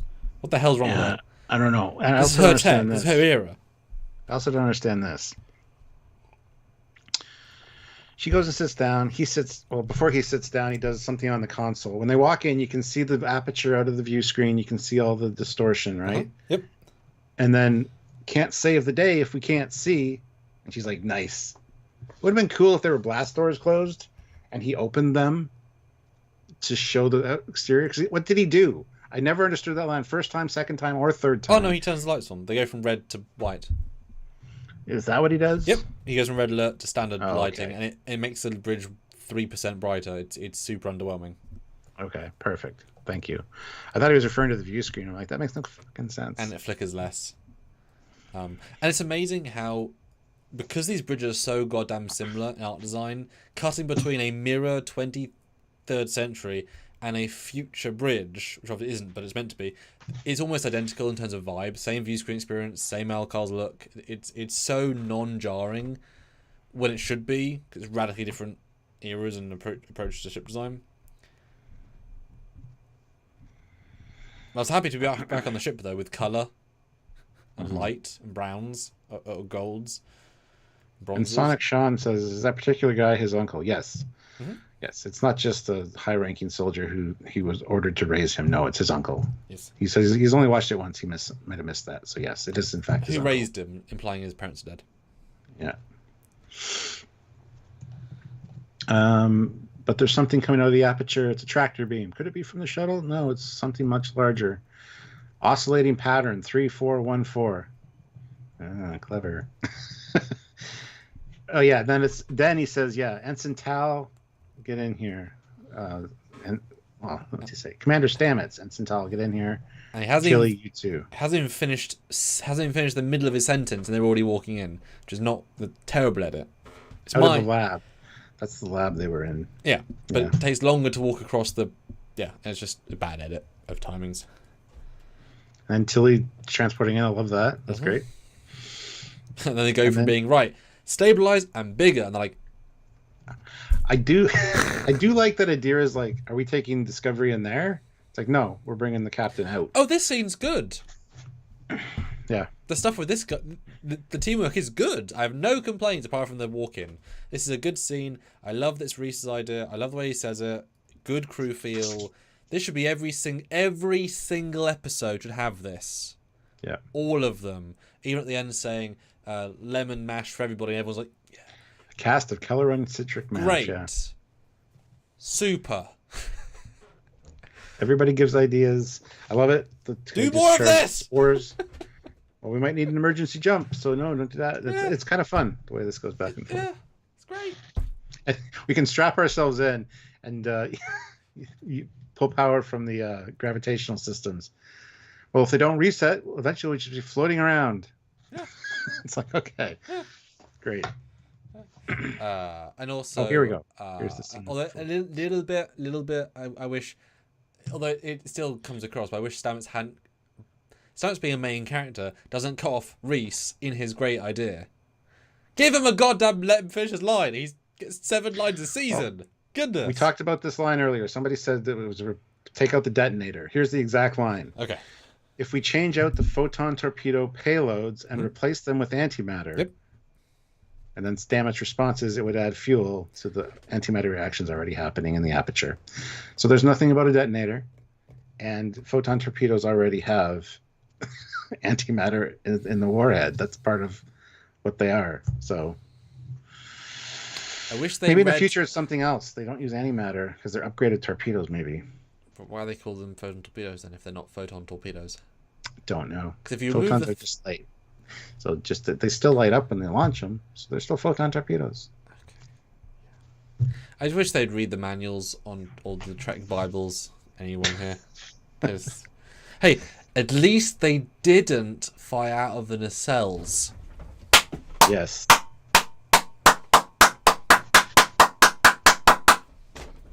And they're also red. Those ones that fire out of the nacelles, I believe, are blue. I fucking know. Yeah. Anyway, so they math the math very, very quick, probably too quick. And I love the mention of the hexagonal pattern. He's like, why hexagonal? And Stamps like, doesn't matter. It'll work. Because I know what you need, which is just answers. And also got 6 minutes, probably. Yeah. Yes, too many words. Yeah, that's good. That's a good payoff. It is. It is. But anyway, and you see what I mean about by combining different sets, they feel so damn the same. Yeah. It's shockingly the same. Oy. I didn't realize the Enterprise was such a wider view. That's weird. It's dark and looks not good. And she says, well, probably gonna die, so doesn't say I love you. Just says, I saw you. It was nice. And he's like, yep. Sweet. Good stuff. Yeah. It's underwhelming again. But then, yeah, they fire. They make the thing bigger. It looks reasonably nice. It's a good wormhole. They pull out of it. They pull explosions. It's very visually busy, but also somewhat dull. Except the exterior shots. I wish there was more of them because they look rather nice. Yes, the exterior shots were nice, especially when the Connie comes out and then is like the thing like disappears and then flares behind it. That's beautiful. Yeah. So it was a real Connie. I know. Also being. Yeah. Oh, and then the stupid hit it. Feels weird. Let's fly. He wouldn't know Pike's line. I know. He wouldn't. I know. That was a cheeky little thing they tried to do, and it didn't hit for me. So. And then then Paul Stamets saying, "Is that the ISS Enterprise?" Because I can read the hull information from here, even with that bright flaring white light behind it. Why would I know about the ISS Enterprise? Oh well, he probably did because he was in the Mycelium network with his. But that's regardless. It's fine. Stuart, have you seen those orange banisters on the Enterprise bridge? Yeah, they're super orange. They're like this kind of orange. I'm staring at them. Like my sticky notes. Yeah. Yeah, I'm staring at them. The actress is literally staring at red banisters and says they're orange because they're dumb. Yeah, there's no way he saw that. They weren't zoomed in. He couldn't read that. He couldn't read that. Saru could. He could zoom in his lens to the pixels of the view screen. It felt dumb. It felt disingenuous. It doesn't add anything. He's like, nope. I mean, they didn't know the effects going in. I get it. But cut the line then. You can't see it. Like, even this shot on the view screen after, you can't read the registry. The angle's too flat. Yeah. Even the shot of it that's visible, you can't read the registry. Irrespective of the chemistry being the race, it's just, the angle's wrong. And it does look nice outside the window, though. It's all right. And then, well, the TLS Connie looks nice outside on the view screen. I think it looks nice. And I love the reaction Reese gives. He's got a smile, like a half smile, like, yeah, that's my ship. But should have been more. And had a payoff.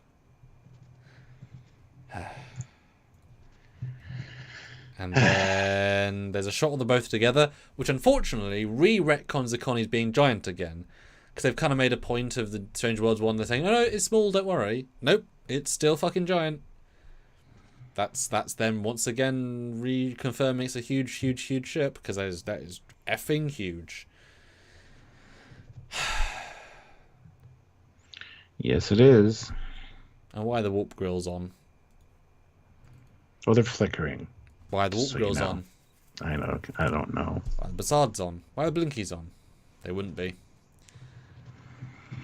But they get the story of the Battle of Crow with the drum beats, which I kind of liked. She's like, it was a long shot, and he's like, I liked it. I appreciated it. Mm-hmm. You're telling me to take the win? Yeah, I can do that. Mm-hmm. Again, nice. How did it feel being back in the chair? And notice he never sat in the captain's chair, and when he came to the decision, he like slapped it and turned around. Yep. He goes, captain's chair is for the captain. I thought he would be instantly like, all right, I'm getting the ship. I'm going to sit in the chair and kind of have a moment and then get up and like realize that he shouldn't do it. But it's fine. It's fine.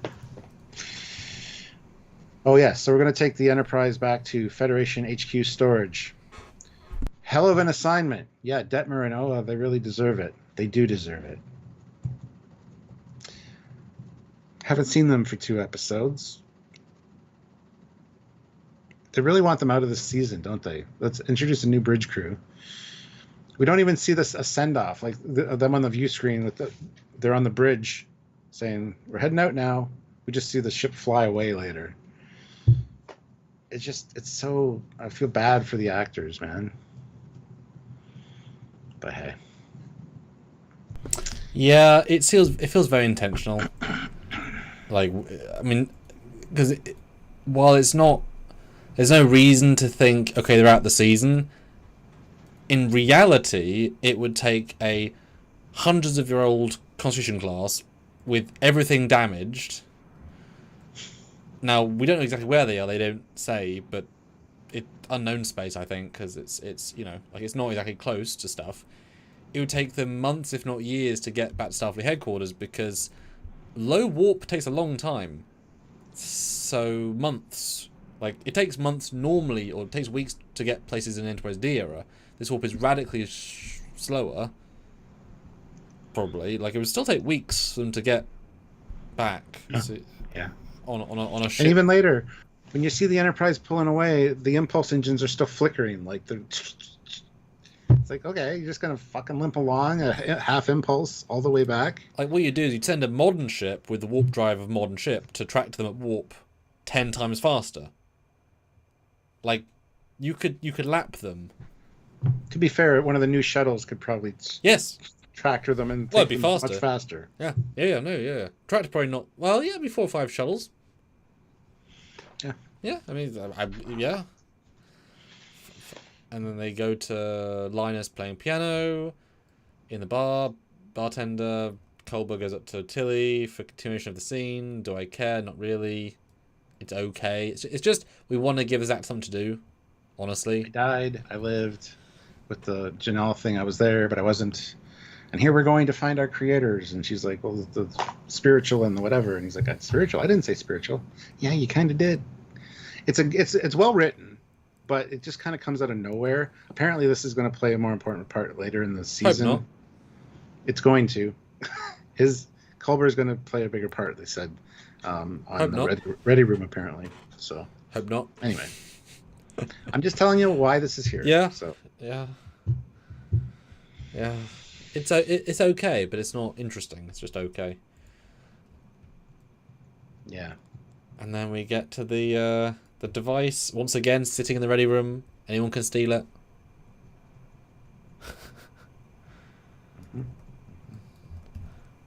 there's a vial. Nice shot of the Enterprise leaving, I gotta say. That's kind of nice. But yeah, there's a vial part of it, which they don't address in any meaningful way, except there's a life something. Like, there's a thing. This is so implied next week this will be this is the clue to be a thing of a thing. Although we know next week is the one where they go to the progenitor's planet where they have the same markings as the progenitors, so it's a proto-progenitor planet.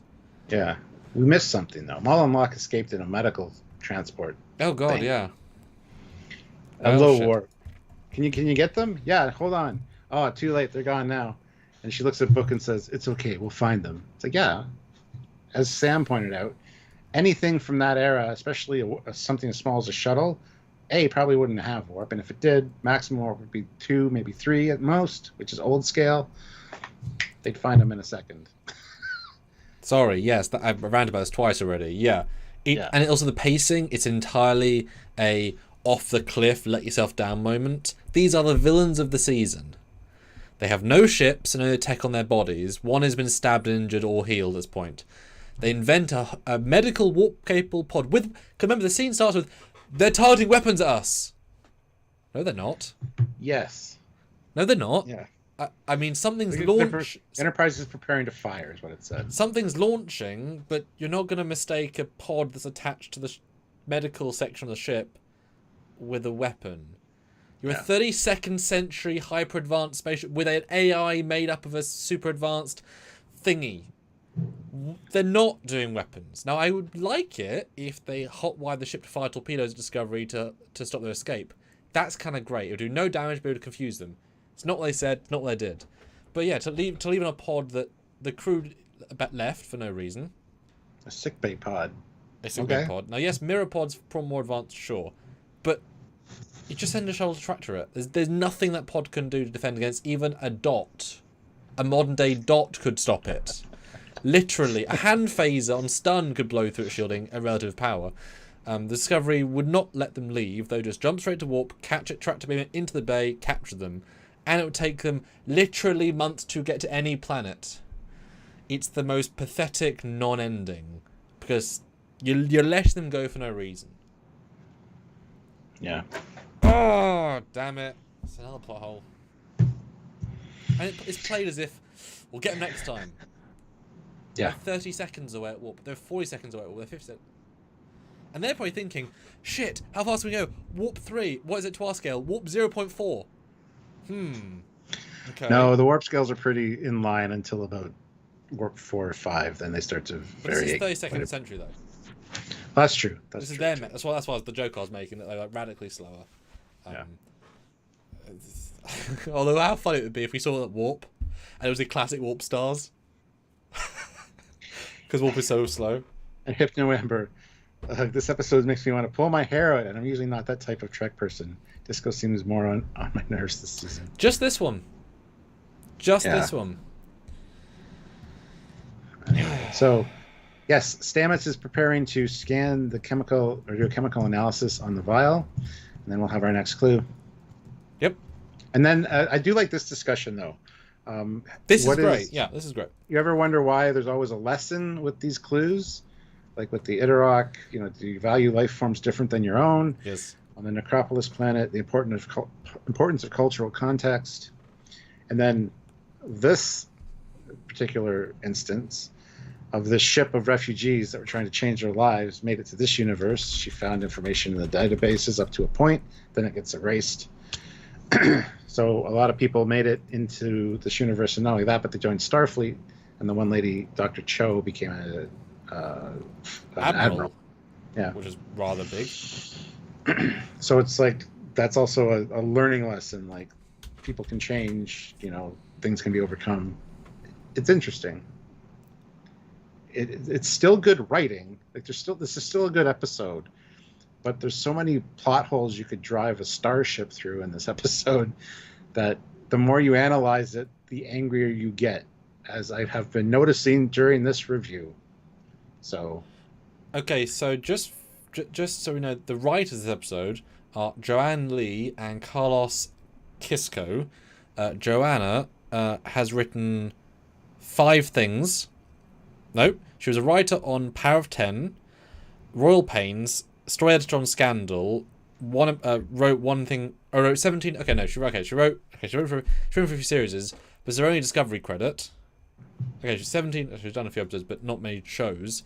And the other, Carlos, has written 12 episodes of East Loss High, I'm guessing like a teen drama thing. It looks to be a made-for-TV movie called The Black Demon, and a short, co-written, and this. A short, like a disco short? No. Oh. So they've not written anything sci-fi. I guess Charmed, but I would still dispute that as being sci-fi. Not a lot of credits to the. It makes sense. It makes sense. This is not a well sci-fi piece of sci-fi, which is kind of important for sci-fi. T. Louise Allen, $5. Thanks so much. Owa is in the opening shot. They could have used programmable matter to do certain updates, ads to get to the ISS Enterprise going. Someone used some before. Yeah, like the injector assembly was ejected, so they could use programmable matter, make a new ejector assembly, and get them. Even if they can, the ship was structurally damaged in a battle. We saw it in the nebula. There's pieces out of the hull, so it can't go full speed. I'm just saying. I mean, it's not to say they couldn't send 50 dots and repair it enough to warp. That's not the issue. It's more just it can't. You're not going to be able to put a 32nd century warp drive. You're not going to refit the coils, the warp engines, the plasma emitters. Like even the EPS concepts have to be improved to have it do warp at a speed that's worth anything at that relative speed. It's a massive refit overhaul to a damaged ship, and they don't do that clearly. And the way this episode ends, it feels like maybe a couple hours have gone by, not like a couple days. If they had said they've been here for a couple days, Dots have made this significant repairs. Yeah. Oh, look, they're flying away now. Yay. But like I said, as it's flying away, all the lights are still flickering. Like it's still damaged. It's fine. It's fine. But yes, the end bit's nice. That we had some refugees from TOS. They made it to our era. Obviously, they had kids, and it became a that changes the paradigm a bit because, of course, in DS9 they beam over and it's presented as a big thing. You don't really get the sense that this is a much done thing, that Spock happened through the grapevine. This crew knew about our universe because it was classified, found a way to get here. It killed the ship enough to have to escape, got through. Cool. It's nice to think. Or they do say, what's his name? Kovac. He does say that mirror people are predisposed to be bad literally in their DNA, which means that they willingly, even if they were nice Terrans, which are a few nicer, they actually brought evil DNA into the gene pool and bred and made new people in Starfleet. So that's the only way you can become an admiral. Admirals, right? So, I'm just saying, like, they made a very explicit point saying they're bad in their DNA. So now we have mirror DNA bred into our society for hundreds of years. Cool. Super. With light sensitivity as well, of course. Yeah. So anyway, but I definitely felt robbed of a conclusion, because the clue is next week. Yes. And the ISS Enterprise. It'll be the first. And to be fair, it'll be the first few minutes of next week. We'll get the whole analysis of what this thing is. Mm-hmm. I guarantee it. So. Yeah, for sure. But the ISS was not a good payoff. So the thing I was waiting to find out didn't even reveal this episode. Did they mention the time travel to the mirror universe has become possible? Yes, they did on the shuttle. Yes. On the shuttle, they made the point of saying that the crossings can't happen anymore because we've deviated too far away. Yeah. So. Which, and I said this in another review, it was a very good way of bringing the ship into the present by having it be from their time when they went to interdimensional realm. That's great. A really good use of doing it. No issue with that. That I thought was quite smart. Space Thing, The Reckoning, $5. Great name. I feel like what makes Disco so aggravating sometimes is that all the ingredients are there for great Trek, but it's dragged down by baffling mistakes. Yes, and missed opportunities. Oh yeah, Scottish says, why not use a Galaxy class? Yeah, it could be any other ship, or LED wall. It could be any other Terran ship from any other part of the timeline. Obviously, sets and budget, but could have been anything. And it was... She's the Enterprise D-Bridge from Picard. If they'd been smart, that would have been... Although, to modify that would have pissed off everybody involved. Like, we made a perfect museum bridge, and he respray painted it all to be mirror. Well, they would have had to damage it, too. That's what I mean. Yeah, that'd be a lot of fuckery to their... Yeah, so they wouldn't have done that. Now, I'll as we want to hear you guys' super chat, final thoughts, and review scores. We really run these, so it helps out with anything. This is when I want to bring up the Lorca thing, because this was... Yeah. You mentioned at the start, I didn't mention it during, I want to bring it up now. This episode, the way I heard the scene early on was 3 life signs. That's how it was presented, even in second watch, exactly how I thought it was. That's how you tend to do those scenes. So I was waiting for there to be a third person in the ship. Now, when there was not a third person in the sick bay, I thought, okay, there's a life like Newt in Aliens in the ship somewhere. Cool, that'll be a great payoff down the road. When they got back on Discovery, I thought, okay, they haven't addressed this. Fair enough. Maybe they'll then find the person, it'll be an even bigger twist, that'll be the end. Like, wow, this person was in the walls. Cool. But we didn't get anything, so I was very disappointed because that was obviously what they were setting up. Now, when I was about halfway through, I thought, holy shit, they're going to do it. Once they expressed about the... this is a ship that took refugees to our universe, I thought, oh my god, they're going to do this. When they get to Sickbay, we're going to see Jason Isaacs as Captain Gabriel Lorca Prime, who is older, because this is a way of having him be older, because this is late in the timeline, fixes that new issue. He survived, he worked with Spock, he worked to help, he volunteered the dangerous mission to get back to our universe.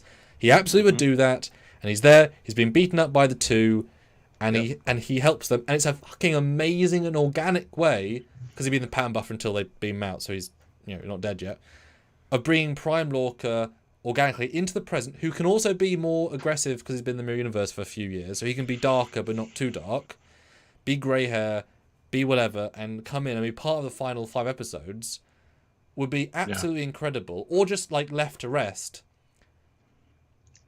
So obvious, and it would be fun that last week Sonequa said, oh, well, if we'd known it was last season, we might have brought Lorca back, but we weren't in that headspace. But I thought, oh, they lied because he's in this week, and it'd be a double bluff. He wasn't last week, he's in this week. Cool, even better. And so, and I was very convinced because it felt like a huge setup. And I was like, Stuart's gonna be so happy, right there, and nothing happened. And I was let down first and second watch because it's so obvious, so obvious. And you said you felt bad for me, which I appreciated. Yeah, because it's the most. I can't think of a more organic way of bringing him into the series. Honestly, it was perfect. Even being older, perfect. So what do you think? Lorca wouldn't know about Michael Burnham at time on this. No, of course he wouldn't. Of course he wouldn't. Who said he would? Yeah, he's a whole new character. That's the fun of it. But she would. Would know. She would know him as the Lorca that was an asshole. So when she saw him, I would love to see her face. Like, oh, kind of like Sarah Connor when she saw the T-800 in Terminator 2. Like, holy shit! It's like, wait a minute, we got to realize this isn't the same guy. Yeah, no, it's the most perfect because it lets him be a whole different character that everyone thinks was unique, but have all the Burnham baggage and crew baggage. But he's also not at all that guy. Now, did you ever think that, Stuart? What did you think once I said that? I didn't think that till you said it, and then I got super sad. Lorca didn't cross my mind, even hearing about the Saru and the refugees, but it makes perfect sense. We don't know what happened to Prime Lorca.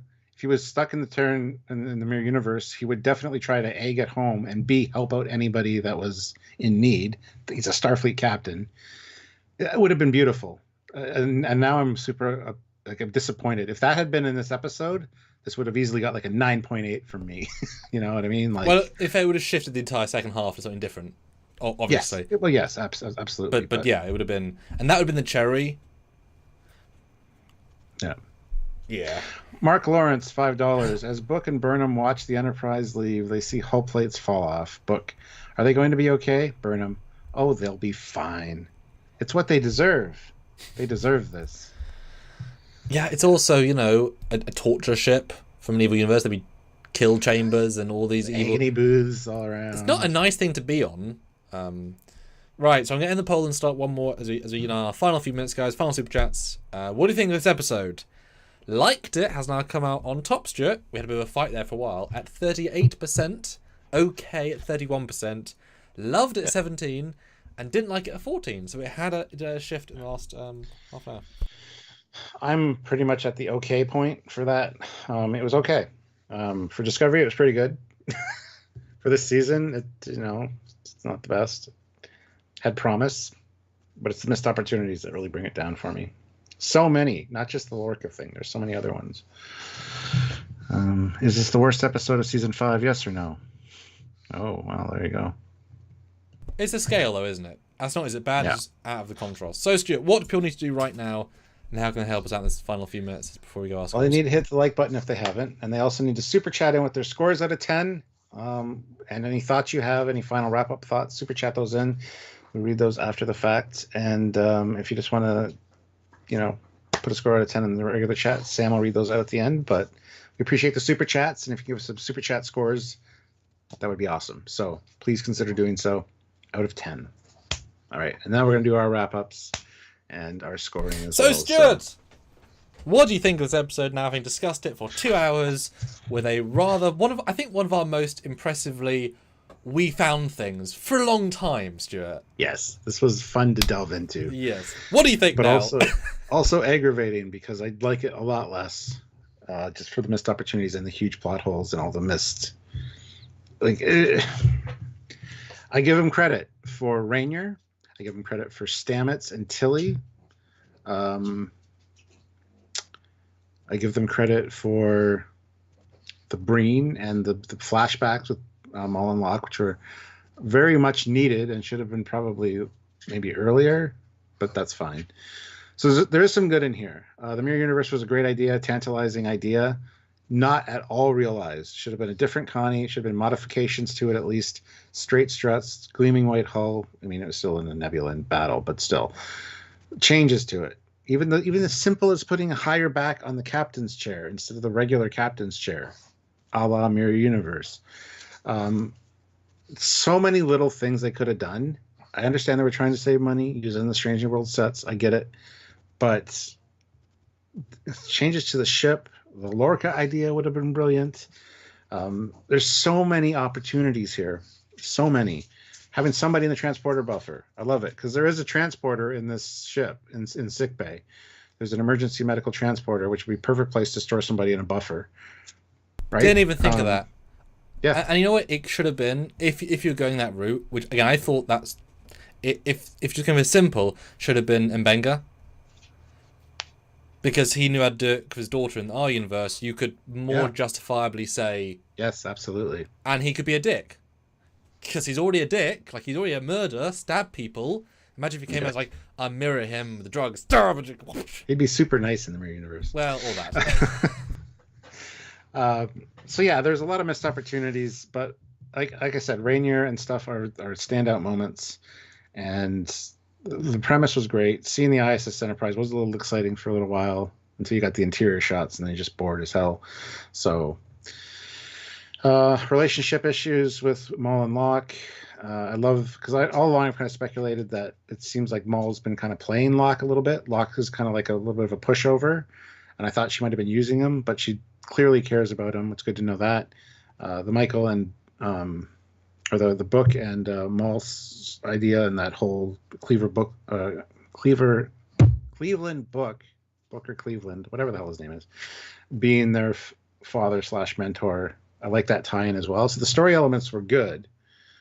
The flashback to the Breen was nice. The reveal of the Breen was cool. To take all the mystery out of the Breen. Not all the mystery. Like, we still need to know a few things, but it was cool to kind of get a payoff or something like that. So there's a lot of good mixed with a lot of just, you could have done this, you could have done that, you could have done this. I'm gonna pause you one second, because I won't remember this. For sure. Feed me. Mira Burnham is supposed to be dead, as per Mira Lorca. Season 1, she was dead, and he was shocked she was alive. So she knows for a fact that Mira Burnham was dead, therefore she knows her code will not work. Oh, that's a good point too. They didn't even watch season 1. She's already dead. And this is from the future. Yeah. I you can't say this is from before she mirrored that. She wouldn't assume that, because it's... Yeah, and also, the Scottish Nightmare, rather racist of them to assume that the Kelpian is Saru. Yep, that's actually very true as well. Didn't they eat Saru? Well, actually, yeah, because see, we know he was part of the thing because of the episode, but she didn't go in the universe. She doesn't even know Saru wasn't even born. Yeah, they have no reason to think that's Saru. Like, zero reason. That's another plot hole, for fuck's sake. Right before my scoring. They have no reason to think... God damn it. It's stupid. All right. And also getting rid of Detmer and Awashicum that way is just... Like, I like Awashicum. And you could have had a shot of them on the bridge piloting the fucking ship. Yep. Off Detmer we go, would have I been guess. like in her glory at the helm, be like, yeah, this is awesome. Can we do the flickering off? No. Oh, shit. Okay. And I'm not the biggest fan of Detmer, so getting rid of her is not a big deal, but it's still, it's disingenuous and insulting to the actors and the characters, in my opinion. But regardless, unless they come back later in the season, which I don't know if they will necessarily. So, scoring-wise, for this season... For this season, I'm going to give this one a 6.7. It feels way low, but it's fine. For all of Discovery, I think it probably deserves a...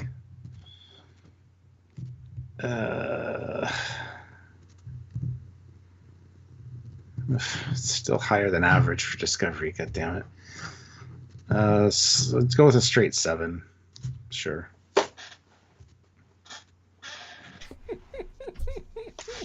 How about you, Sam? I mean, we don't have any super chat scores yet, so super chat in scores, guys. I want to read those at the end when he's done yammering on like an idiot for 5 minutes, like he does. I'm just kidding. Scottish, no, she didn't actually go back and change time. That was an alternate universe that Carl created so further learn. That wasn't real reality. Yeah. It's a mess. Already going in, I knew it wasn't very good. I knew it was disjointed, unfocused, unengaging, undynamic, uninspired. Didn't use a premise. Shouldn't have been Mirror Universe. Dull, with lots of tiny good bits, but the forest is dull. But some of the little roots on the trees are good. But and a second watch, it was genuinely kind of boring. And yeah, obviously this review has revealed an insane amount of plot holes. Oh, like we've not seen one this plot holey in years for Discovery, and that's kind of impressive. Normally, season 2, we were getting a lot of this kind of stuff in our reviews, but having seen the writers, this is not their forte. And while it's not surface level stuff, like you guys have been amazing. Over half the stuff didn't catch first or even second watch because you just sort of. But thinking about it, they didn't watch season 1. They don't know the story very well. They don't know they ran out of money. Like, it's so many problems. The Breen stuff's good. It's not amazing, but it's good. Stuff with Rayna is good. Some amazing, a lot of good. The thing that's the gimmick, the thing that we were excited for, the ISS, is not good. And has lots of poor. And it should have been anything else. We've seen parallels. It could have been just another quantum universe. Done. Mirror was the bit being Mirror was the worst thing it could have been because it had all the expectations and delivered none of them. It failed miserably.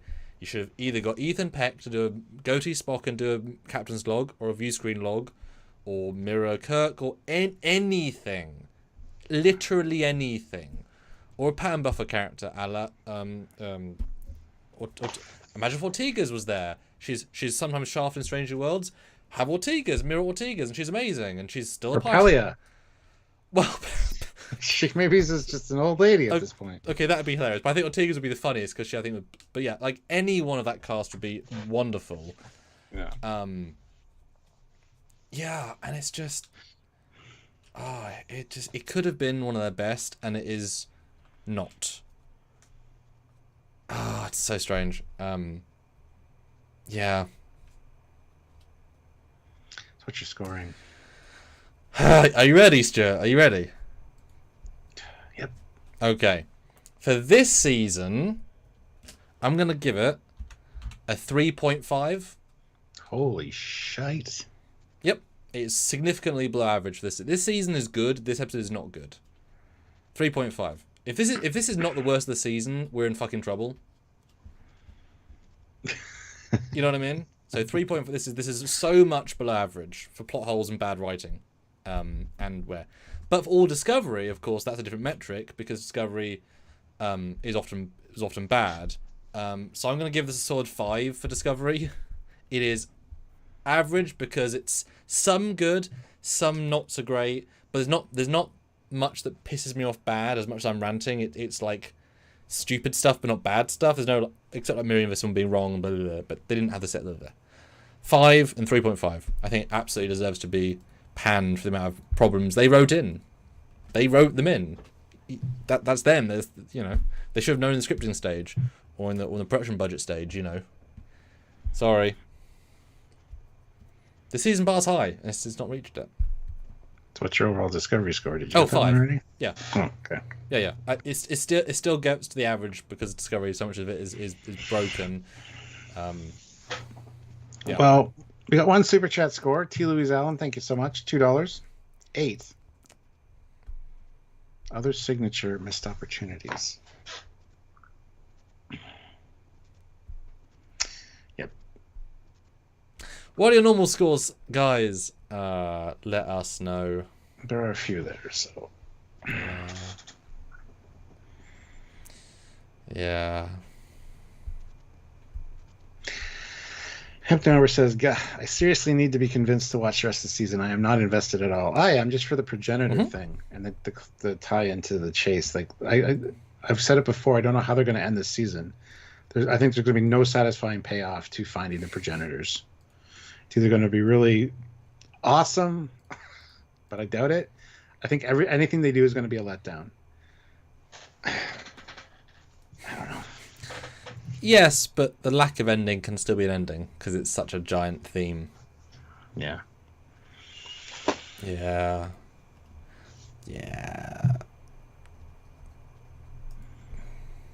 So we got a 5 out of 10 from Hypno. Wow.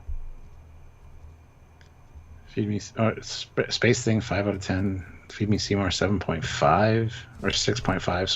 Sorry. Feed Me. Don't be mad at me that I said 7.5. Because if it had been a non-Mirror Connie from another reality... Oh, actually... Oh, it would have been really fun. Really, really fun. No, don't make it worse. Don't make it even worse now. I'm doing it. And this would So be yeah, making things worse since forever. if this had been this is gonna blow everyone's mind. If this had been the Enterprise is fine if you want. If this had been the Enterprise from the parallel universe that La'an was in with Kirk, Yeah. and it was a time remnant, things messed up. It was here. It's all the same sets. The badge is just different. It was not a great reality, and The Earth Federation or something. So, yeah.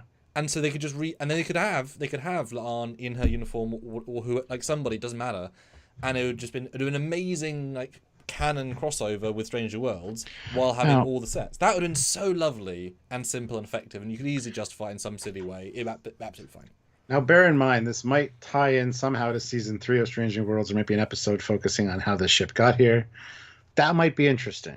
That might up this a little bit. But still, there's other plot holes which would negate that. So, I'm just saying, if they do a crossover thing like that, that might be good. And they also might make this an important narrative in the Progenitors Tech in season whatever. You know, needing a mirror ship might be super important. Maybe Kovic use it for X, Y, or Z. Maybe. Maybe now that they have a ship from the mirror universe, they can start crossing again because they have the quantum signature that they can create a quantum transporter or something stupid. Maybe. Like, it might be really important to the season, but I don't think it's going to be. Hans Pritchard says, considering the last season than this one, I get the impression the writers have very lofty, ambitious plots, but lack the writing expertise to implement them properly. Yeah, or the knowledge of Trek canon at all. The Breen, they did good. Breen, they did good. Stranger Worlds, they're doing all right. There's a miss with the Gorn, but other than that, they're doing pretty good. But that's a different team as well than this, though. Like I said, if they'd gone to Ticonderoga and filmed a genuine mirror thing there, it would have been 10 times better. Would have felt brand new sets. They couldn't have lit them as dark. Couldn't have done. Well, I guess. Well, maybe, like they could have made that so amazing. And the boom value of it coming out would have been mind blowing. Yeah. Yeah. This could have been awesome. I wish it wasn't mirror. That was the biggest mistake. It's just so weird to not do. Like, part of the fun of this is to see the alternate selves. Like, they could even have done, you know, a weird aged up Ethan Peck with a goatee with some grey, in an emperor's clothing, doing a log on a fake throne, LED wall throne. Would have been weird, but would have been cool. See his assassination. Well, hey, that's him. Yeah, very, very strange. Very strange. I'd love to know the budget of these episodes. You know, they definitely got slashed. You can feel it. And I hope there's probably something very epic at the end. Yeah, would be my hope. Yeah. So. And the first one was big with that action, but I'd so much rather have a small action scene and more money here. Yeah. Than what we got. Well, let's end this poll before we forget. Oh, yes. Oftentimes we forget to end the poll. Last poll. Oh, interesting. Is this the worst episode of season 5? No wins with 58%. Huh. I don't know which one would be worse. There's no one that even gets close. For me anyway. I mean, what he's saying is everyone that voted no is wrong. Yeah. He hates you all. Yeah. No. Just the first thing you said. I mean, we both think episode 3 was the second worst. Me by a substantial margin, you by a pretty thin margin. What even was 3? Trill. It was Trill. Yeah. Just it wasn't as good. It wasn't bad. It wasn't as good. But this is way worse than Trill because Cold's performance was. Yeah. Cold was fantastic in that. Or Helldivers 2, the episode. Yeah. Right, there are any non-super chat scores. There's a couple. Let me read those. I already read them. Okay, cool. So the average. So we're in the 6 territory. Most were in the 6 or 7 with a couple of 5s and 8s. Okay. Yeah. And I give it a 3 because the other stuff's so good. This is a severe down slope. 6 just feels too generous. It's not above average. It's absolutely below average for me. But they got to the halfway point and kind of tripped. So we'll see what next week holds. If 5 episodes left, But it's not even because it's bad. It's just because it's just not good and let themselves down. It's a different modicum. Yeah. Yeah. Crazy. Yeah. Anyway, thank you for watching, guys. We appreciate all of you and all you do. And check out Join our us. Breen content tomorrow. That'll be fun. Yeah. And pretty good review. We got some good stuff coming. And next week, who knows what's in the store for lives. But of course, Thursday and Friday are always set to be Discovery until it's done. So. And you guys really loved the AI stuff last week, so that probably jump back in and help us out with some more things and bobs as we... Our new show, Tales from Holodeck 3. Yes. It's gone well. You guys like it. You guys are in control. That's right. Which we like. But yeah, thanks for joining, guys, and super chatting. Really appreciate you all. Yeah. So until we see you next time, he's Commander Cockings. He's got a Foley.